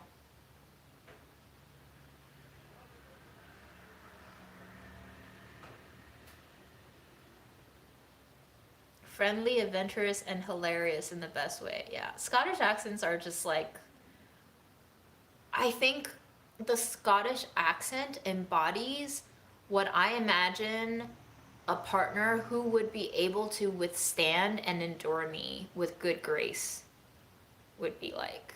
Like, my perfect partner would be whatever Scottish accent would manifest into as a human being. Does that make sense? Oh, that's really funny. I'm loopy. Are you currently reading anything? I was, but then I've stopped in the last 3 days since receiving news of Memo. I think my brain just couldn't handle it, but I gotta be honest, I made the library buy this book because none of the libraries had a copy, and then I put in a request and they bought it for me, so I ended up making a $20 donation to the library for buying me books. But Long Throat Memoirs, Soups, Sex, and Nigerian Taste Buds. I don't know how to say her name correctly, but Yemisi Aribisala. I can't quite get into this for the most part. There is so much like contextualization and I think just terms that I'm not familiar with, that I'm not educated enough in that culture to understand immediately on a first reading. But there are sections where she talks about writing and relationship, which I think is my niche that I automatically just tune into, that really drew me in. So the parts where she talks about relationship and writing and like culture from a white gaze and rewriting culture to suit another gaze, I wish I knew more about Nigerian culture, so that I could actually, like, you know, suck the marrow from the bone, so to speak. But yeah, right now I'm just kind of licking the bone and not really getting at the heart of it. And then this other book, which I'm concurrently reading to take a break, my friend Dan recommended this to me, Racecraft. It's a play on witchcraft. It's basically a book that debunks race. I'm not convinced yet, but Dan seems to think that it's mind-blowing, and he's been recommending this book to me for over a year. So I bought this book off of eBay because the library didn't have it, and I didn't want to make the library buy a new copy. I think what I'm going to do is, after I finish reading this, I will donate it to the library and hope that they put it into their circulation catalog. But yeah, Racecraft by Karen E. Fields and Barbara J. Fields. I think they're two Afro-American sisters. They prefer the term Afro-American because they think African-American is something else. So yeah, fascinating. Obviously, I haven't gotten through very much of it. That's where my bookmark is. So I'm just starting that. I think my brain will need a while to settle down. Right now, I'm just trying to not have a total meltdown. So yeah, let's go find Scottish husbands. I don't know you, JM, but you seem cool. You've been leaving really supportive comments that are like super concise and just, I don't know. But I think I would love to travel with you and find Scottish husbands. So, thank you for your supportive comments, by the way.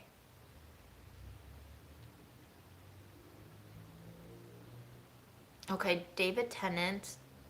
He looks a little bit funny. Not in a bad way, but just funny. I don't know who John Barrowman is.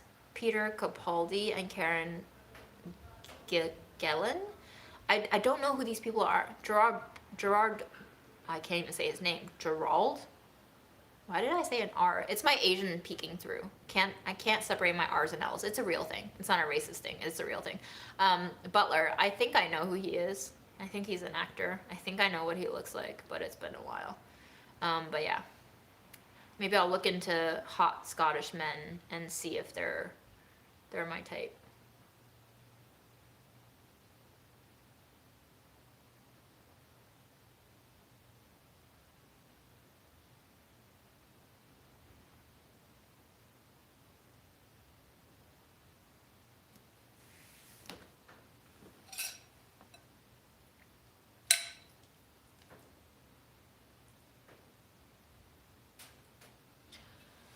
I know people have shared like good Hinge stories and dating app stories before, but yeah, I don't know if I'm gonna be dating guys. Like, period. I just don't think I'm interested anymore. And I think that's kind of what self-love is. It's just like I'm more interested in spending time with myself and getting to know myself and the possibilities of myself and witnessing and observing the changes in myself than I am in getting to know someone else who won't even tell me the truth, who doesn't seem trusting or secure or confident enough in themselves and who they are to tell me the truth. I don't think people lie to me on purpose. I think they lie to me to hide themselves because there are shameful parts of them that they don't want me to see. And I don't blame them for that, but I just can't exist in relationship with people who can't be totally honest with me because I want to be totally honest with me. I know I'm not always totally honest with myself, and that's probably what therapy and YouTube videos are, and live stream feedback, but I need someone who wants to work towards being honest with themselves and has the courage to do so with others. And so far, in terms of the dating pool, I have not seen that. I do identify on the asexual spectrum. I think I'm a demisexual, which means I only form physical sexual attraction and desire with someone when I develop an emotional bond with them. So I can bond quickly if you say the right things because I used to be innocent and stupid, but now that I've gone through the Hinge swamplands for 2 years, I'm a little bit less innocent and a little bit less willing to believe what you tell me, and now I know I need to pay attention to how you show up and what you do consistently over time, not just in 3 dates. Because people know they can tell you stuff and get away with it even if they don't mean it.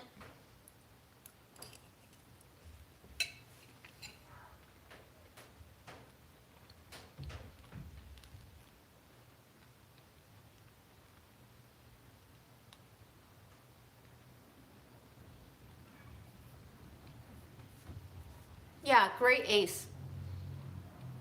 Great ace, I think, means that you just kind of fluctuate a little bit on the scale.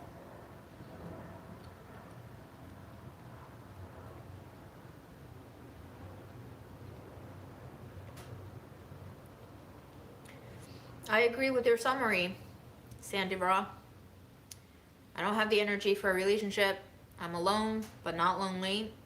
I had to accept my reality. I've been stomped on too many times. I honestly would rather spend my time and my money and my love on cats. So, congratulations, Hinge. You manufactured another crazy cat lady. No regrets.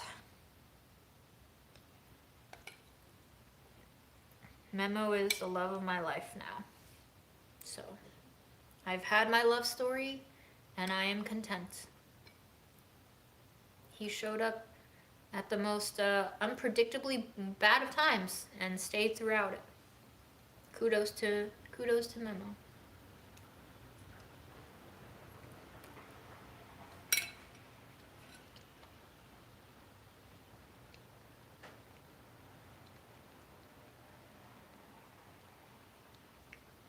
Yeah, DM me, JM. That would be great. Maybe when you're in town, I would be not a disabled blob of grief.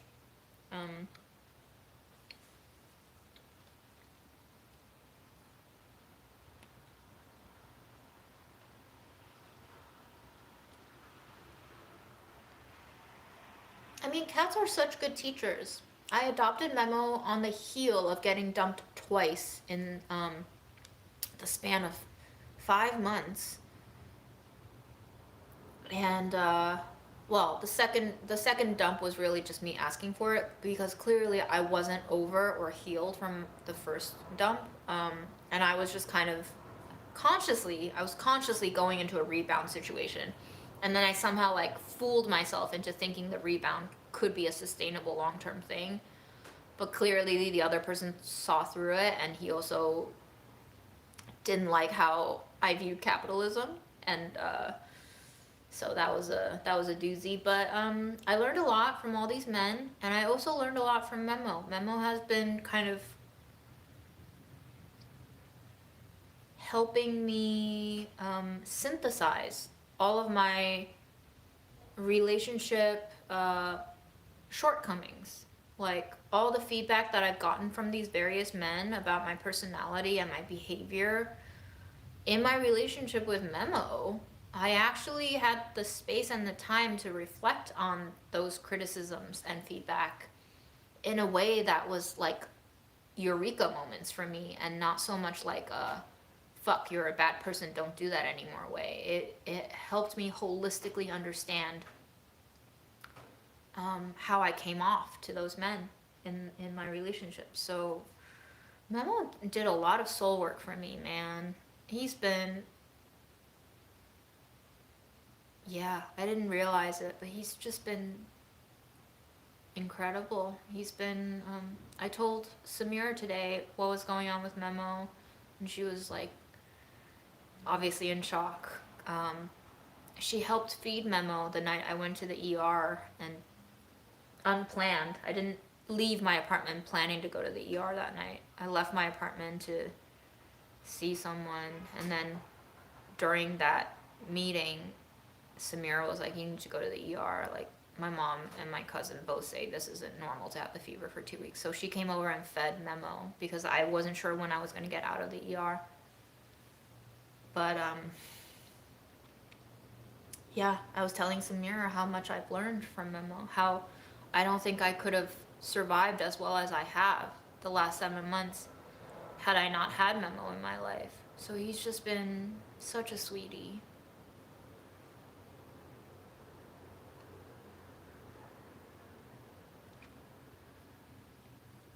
We've had some intimate cuddle sessions, okay? So he's definitely my husband, and I can't believe he's about to widow me, but I'm glad to have had a kitty love from a sweetie like Memo.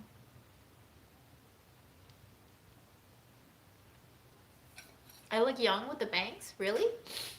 Fascinating. I think I'm gonna fuck around with the bangs. I think I'm gonna like try some micro bangs, some like more Betty bangs maybe, some like more geometric V bangs. Now that I'm on the bang train, you know, we just gotta bang it out. Just gotta bang it all the ways. This is the safe way to bang, guys. Solo bangs.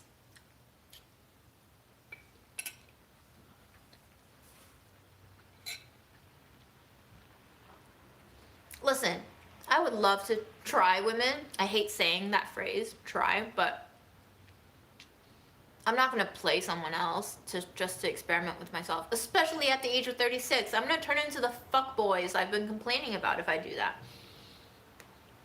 And also, I've gone on a couple of dates with women now in the past 6 years, and I don't think I like dating women.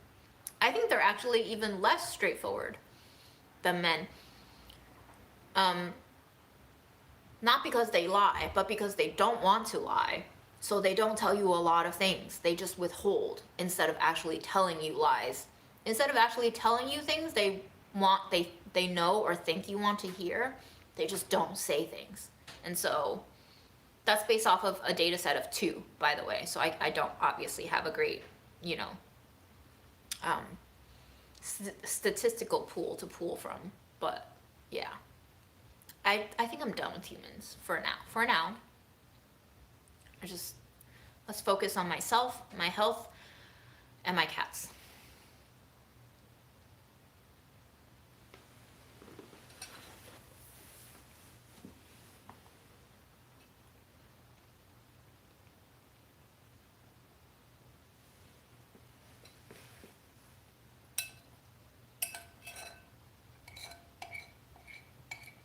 Friendship breakups are hard, man.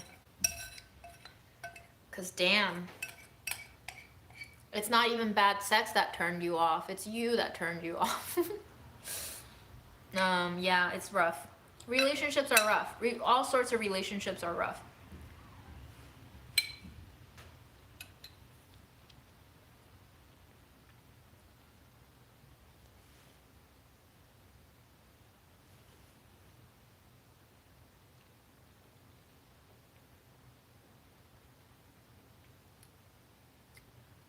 Oh, well, I'm sorry we didn't get to see much of Memo, but I'm gonna let the boy sleep. But I'm really glad that I tried to get him potential foods that he might eat, and I'll try to get a little more churu in him later.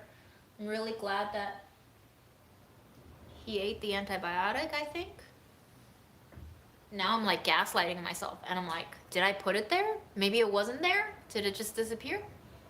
But yeah. Anyway, I might hop off soon. My kidneys are starting to hurt. Aaron laughed at me the other day via text. He's like, you're the only person I know who say their kidneys hurt when they're tired. And I'm like, it's true. My literal kidneys hurt. I know this feeling from when I had IgA as a kid. I would just drop tired out of nowhere, and I would feel flank pain in my lower back. It feels like heaviness dragging and kind of like slowly draining down my back like molasses. And it's just like this heaviness just slowly dragging down. That's what tiredness feels like to me. So given that I had a recurrence of IgA nephropathy this past summer with mono and long COVID, I'm not surprised. It could be my kidney thing coming back too. So long COVID will fuck you up. Mask up if you don't want long COVID. If you don't want to be disabled like me, let me be the canary in the coal mine for you. Or you just have lucky genetics and it won't ever affect you no matter how many times you get COVID. And some of us are just unlucky because life ain't fair and it's a torture wheel sometimes. So I have to watch my salt too, but I decided to treat myself with a roast chicken today. So, yeah. Hey, you can't make yourself miserable all the time by trying to do the right thing all the time. Sometimes the right thing is to just do what you want and let yourself have a little fun. Because once you've done the death work, you recognize that it'll come. You might not ever know when. Even when you know it's coming, you won't be prepared, as was the case with Grandma. I also think she knew. I was telling my uncle the other day that maybe 2 or 3 weeks before Grandma passed, I remember there was a moment after she ate her dumplings, and we just like stared at each other, not in a mean way. We just like, I didn't have anything to say, and I was sad to see her, you know, that way. And I think she also didn't have energy, and she gave me that kind of gaze. It was like soft and clear as water almost, and it just felt like she was gonna go. It was, her gaze was different. It didn't have the sharpness and the acuity to it that I used to see. Her eyes looked bigger too somehow. And honestly, I hate saying this, but I think Memo looked at me yesterday with the same eyes, and very apparently so. And I think probably even before then, he looked at me with his baby doll eyes. He's always had such a lovely, lovely, cute gaze. But yesterday, it was just so apparent that he was weak, and that the life was kind of tough to hold on to. So I'm prepared. It's sad. I don't want to be too optimistic, but I know I have to just cherish every moment. So that's where we're at. That's where we're at. Thank you, Val. All right, y'all. If there's nothing else that you would like to share or ask with me, then I will bid you good luck, farewell, take care of yourselves, keep sharing the love, and thank you for being here. Thank you for witnessing.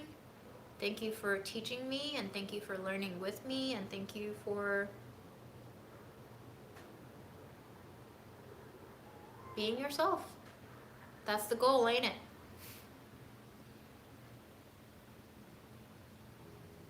All right, y'all. See ya. Love you. It's so weird to say love you on a live, but I started saying it to grandma, and then I found myself believing in it, almost like how you can trick yourself into feeling happy by smiling. So maybe if I end my lives by saying love you, I'll actually end up loving the world more. So love you, and thank you. Bye.